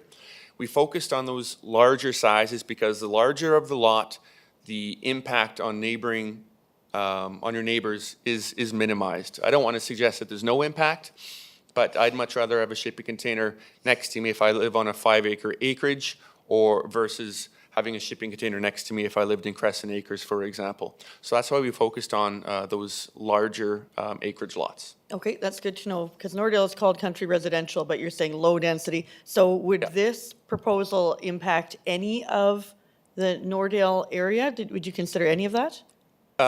We've considered it for sure, and it does not impact any of the areas that are zoned CR2, which is our higher density country residential, only those zoned CR1. And can I ask, the Nordale areas that are on the north side of the highway, so between the river and the highway, that be considered Nordale, you also wouldn't consider those to be No, within? thank you for the question. The only country residential low-density lots north of the river are those larger lots that are right off the Shelbrooke Highway, the old Shelbrooke Highway, and go right down to the edge of the river. Right, Yeah. okay. Okay, and the airport Yeah, area, those okay. out by the airport, exactly. Okay, that helps. And then I'm receiving questions asking about, is there going to be any regulation on the look of the shipping container, if it could look like an eyesore, or if do you have any comment on that? Yeah, thank you for the question. What is considered this evening is only where they are located.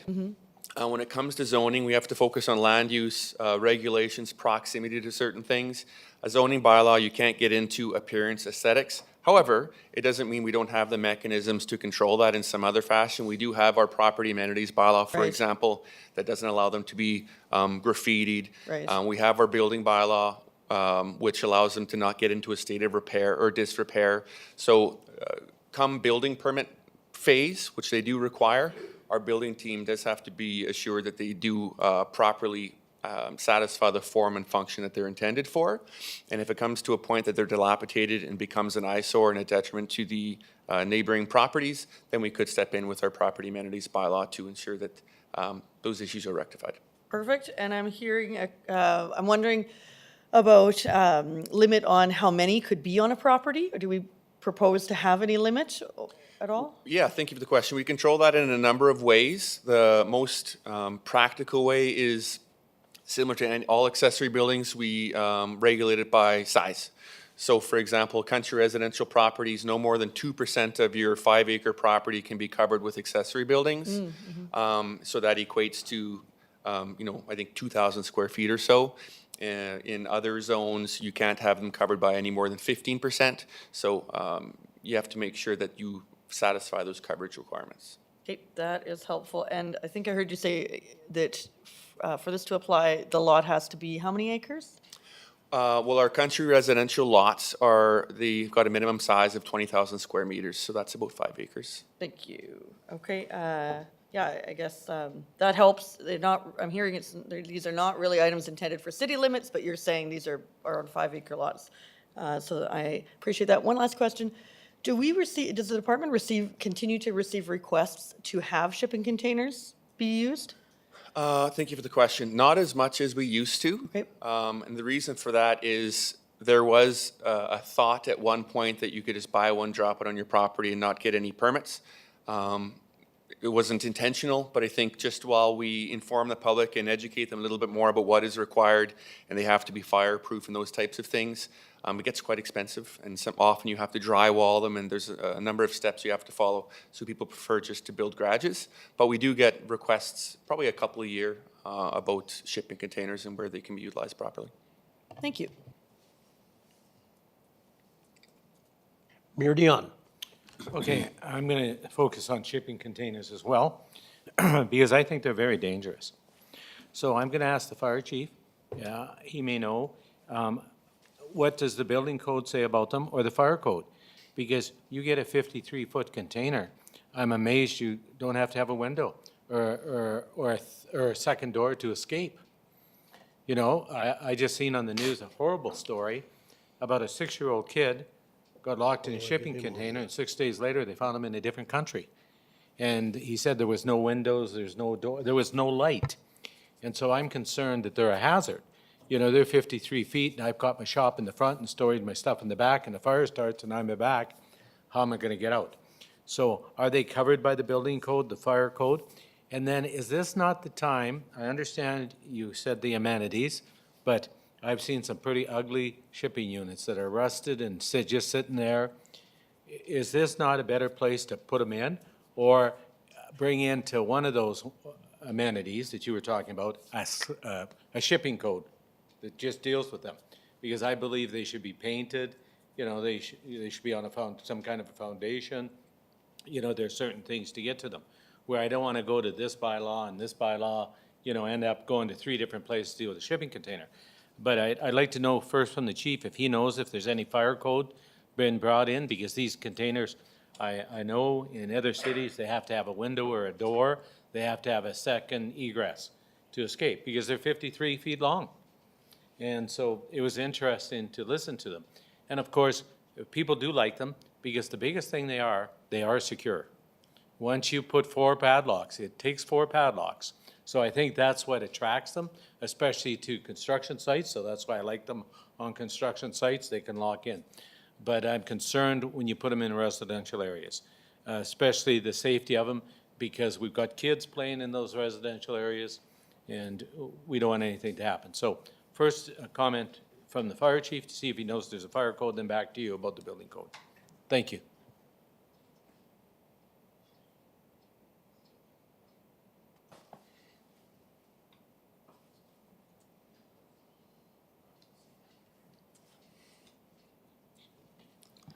Thank you for the question, Mayor. The long answer would require one of my inspectors to, interpret the codes for you, but as a high-level response, I can say that it would depend on the occupancy type.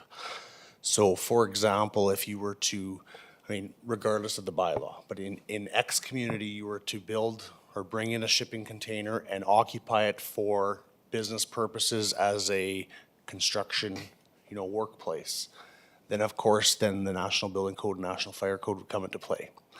Now, same example, but you're using it just as a storage facility, cold storage facility, then I would think it would be safe to say that the onus or the requirements of the National Fire Code and Building Code would be less strenuous, if that helps. So it'd be based on the occupancy. Thank you, Mayor. And to add to your second point of your question, one thing just I want to hit home is that shipping containers are only allowed to be considered accessory buildings. So right now, if you wanted to build a shipping container house like you see on home shows and things like that, that is completely different than what is being considered today. You would need full structural set of plans, and you need engineers involved, et cetera, et cetera. What you're Yeah, usage, exactly. So that just, yeah, to clarify that point, what you're considering this evening is only as an accessory building. So as an alternative to a shed, for example, where no human occupancy is allowed. So hopefully clarifies that. And I'm sorry, your second question was? Oh, amenity, or the maintenance of it. The rules in this, because we're allowing it, instead of, like, we might have to go to 2 to 3 different spots to deal with it. Yeah. I was just thinking it'd be easier, we're giving you a shipping container, here's the permit, but here's the rules that go with it. It has to be painted, it has to be accessory, it's gotta be sidelines. I think that would be more easier for the user to understand. Yeah, no, thank you for the comment and the question. There's only certain things we're allowed to regulate in a zoning bylaw. So for example, I couldn't make sure that all houses in a certain area are orange or the aesthetics. That's not something that you're allowed to or able to control through zoning. A great idea would certainly be to put together an informational package or brochure about shipping containers and what should be considered in neighborhoods, keep these types of things in mind, and remind people that we do have a property amenities bylaw that can be enforced if necessary. That's something that we could certainly do and work on. Beyond that, if we wanted to control aesthetics, I'd have to research that a little bit further, but it wouldn't be in our zoning bylaw.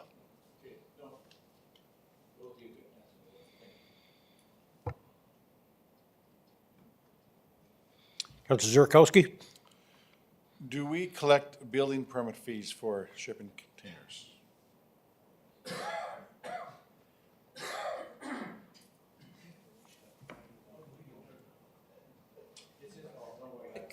Click Craig. And shift. Thank you for the question. Do we collect building permit fees? Because that's been the knock in the past is why allow a shipping container when we could collect revenue by building a shop? Yes, thank you for the question. A shipping container, we absolutely collect building permit fees, similar to if you were building a garage of the same size. And again, they are accessible, so they could increase and impact your taxation as well. Okay. Is there a time limit in play in this conversation about the length of stay for a shipping container? Right now, there is not. Okay. I'm excited about number 2.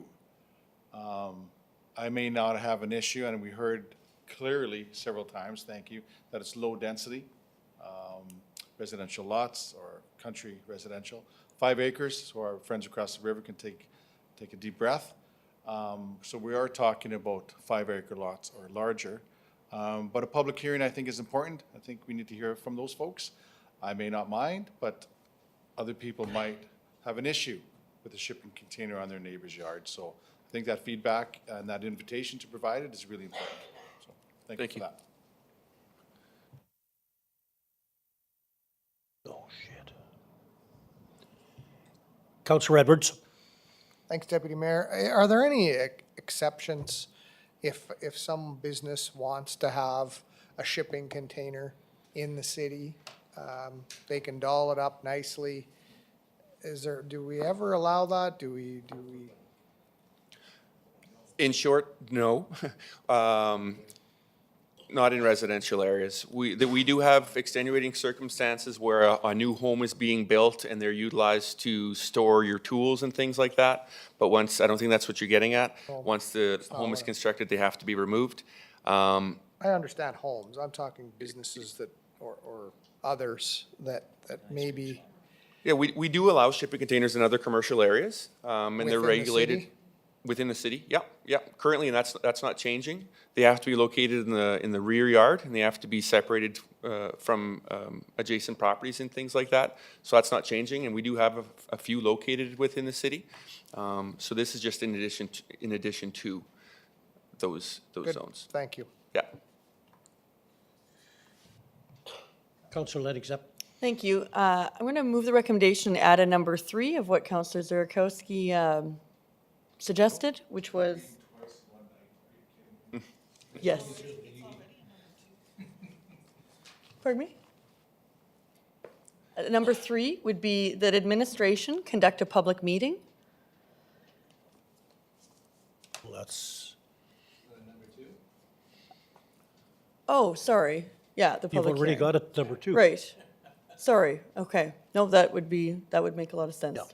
You're good there. Yes. Very good idea.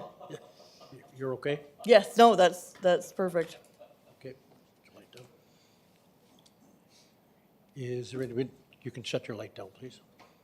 Or are you done?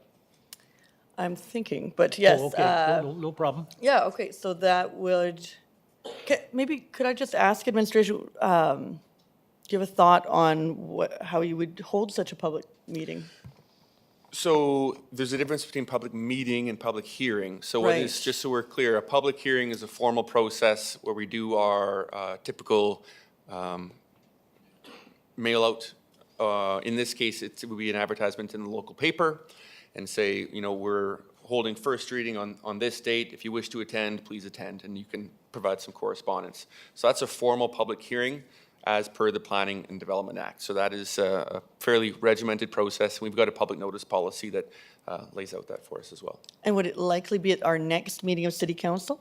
Or Nope, further? it has to happen, thank you for the question. It has to happen after first reading and before second reading. So we'll have one city council meeting to consider this, and then we'll do a public hearing, and then we'll have our second and third reading. So that wouldn't happen likely until March. If that satisfies Councillor Zurikowski's, what he was speaking of? Then I absolutely support that, and we may hear more from the public throughout, but I apologize, I was thinking more about, when I heard Councillor Zurikowski, I was thinking about a public meeting, but that can also happen. Thank you.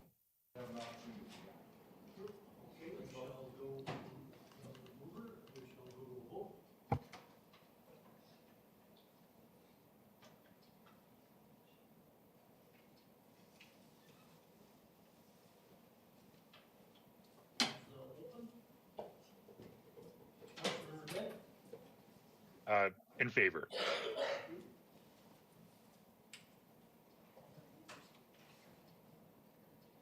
I'm in favor of that motion.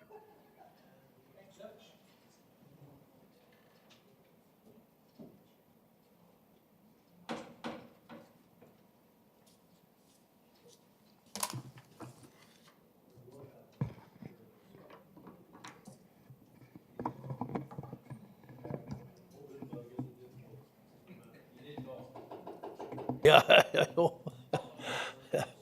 Vote passes, and we shall go then to number 7.8, integrated planning, verbal presentation, Sherry Harrison. Sherry? Good evening, Council. So integrated planning. So I was requested by Management Committee to provide a report to this Executive Committee identifying how integrated planning will be measured. So administration works together in many ways to accomplish the strategic goals and priorities of Council. Some of these projects are straightforward and don't require in-depth consultation with other departments. However, more complex projects often affect other departments, either directly or indirectly, and in these instances, interdepartmental communication is imperative. Integrated planning and communication go hand in hand. It is my priority for departments to remove communication barriers and to establish a more collaborative approach. In consultation with department heads and moving forward in 2023, integrated planning will be implemented and measured by, first off, work plans. Department heads will develop their department plans to achieve the priorities determined by Council in the new strategic plan. These plans will be reviewed together as a group before being filtered down to the other staffing levels. This is a new approach to how we have prepared work plans in the past, and we expect that by having all departments and communication involved earlier, we will have a greater opportunity for success. Second is interdepartment collaboration. In June, July, departments will draft their proposed project list for the next year. Then, later, together, we will determine the stages at which one another would need to be involved. With communications being included at this initial planning stage as well, they are aware of what is being put forward and can be prepared with any information sharing that may be needed. Thirdly, semi-annual reporting to Council on progress and achievements of the strategic plan. So one of our commitments to council with our new strategic plan is to provide council with semi-annual reporting on progress and achievements. This not only keeps council and the public informed, it also ensures administration keeps these strategic goals at the forefront when planning and making decisions. Corporate expectations. Along with senior administration, I will develop clear corporate expectations that apply to employees of the city. These general corporate-wide expectations will be communicated to all employees in the spring orientation session. Performance management is another area, and we have been conducting training sessions on performance management to ensure administration who are in a supervisory role are aware of what their responsibilities are. This training also ensures a consistent approach so employees know what they are being evaluated on and how their behavior actions are measured. So how integrated planning will be measured? Collaboration and communication is not easily measured. Projects will continue to move forward and be completed successfully. However, it is fully anticipated that moving interdepartmental involvement much easier, by having interdepartmental involvement much earlier, we will be able to consider implications in advance and be proactive in our approach. It is a more strategic way of thinking and it will take time for all staff to understand how their individual efforts contribute to accomplishing the city's corporate priorities. So that's all I have. If anybody has any questions, concerns, thoughts. Thank you very much, Sherry. Is there any questions of Sherry? Very good, concise report. We will hear from Councillor Edwards. Thank you, and yeah, absolutely, it was a great report, and it's so necessary to bring this forward, and I really appreciate this. One statement, it's a priority of the city manager for departments to remove communication barriers and establish a more collaborative approach. Absolutely, it's long overdue.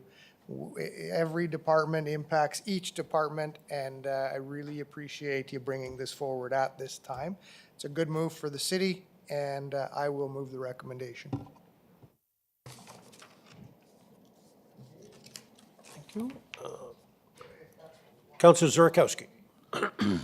Thank you, Deputy Mayor. I really enjoyed reading the report and the overlying themes within it.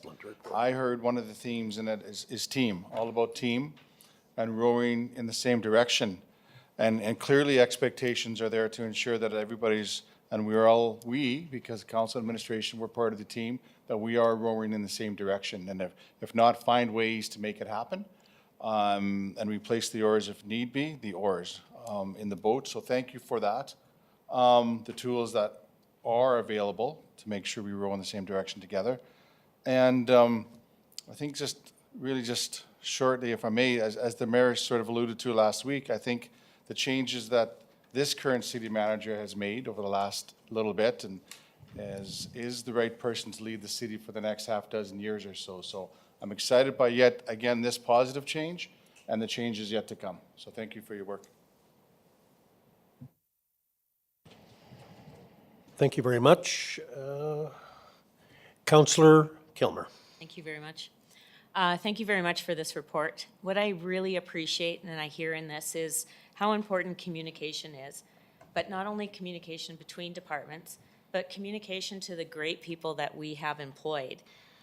They do deserve to know what their job expectations are, that our expectations are at this level, and how they, because we've employed the people that want to be employed and have chosen people who met the criteria.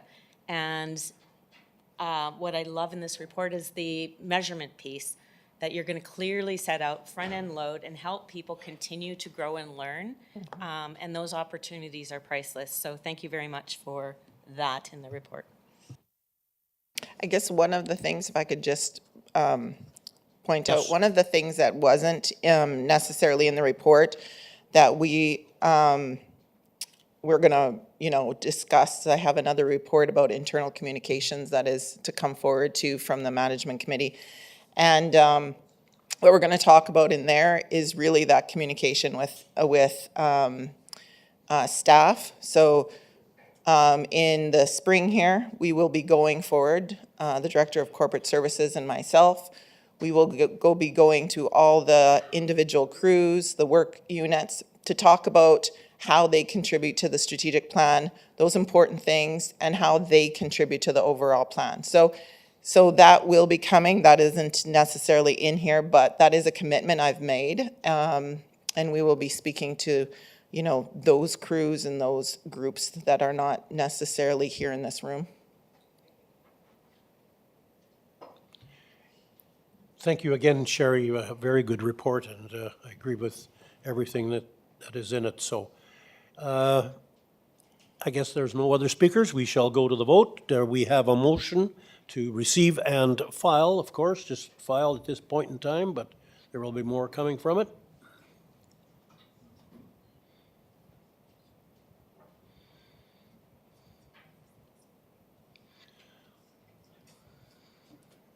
The vote is now open. And how do you vote, Mr. Head? In favor. Thank you very much.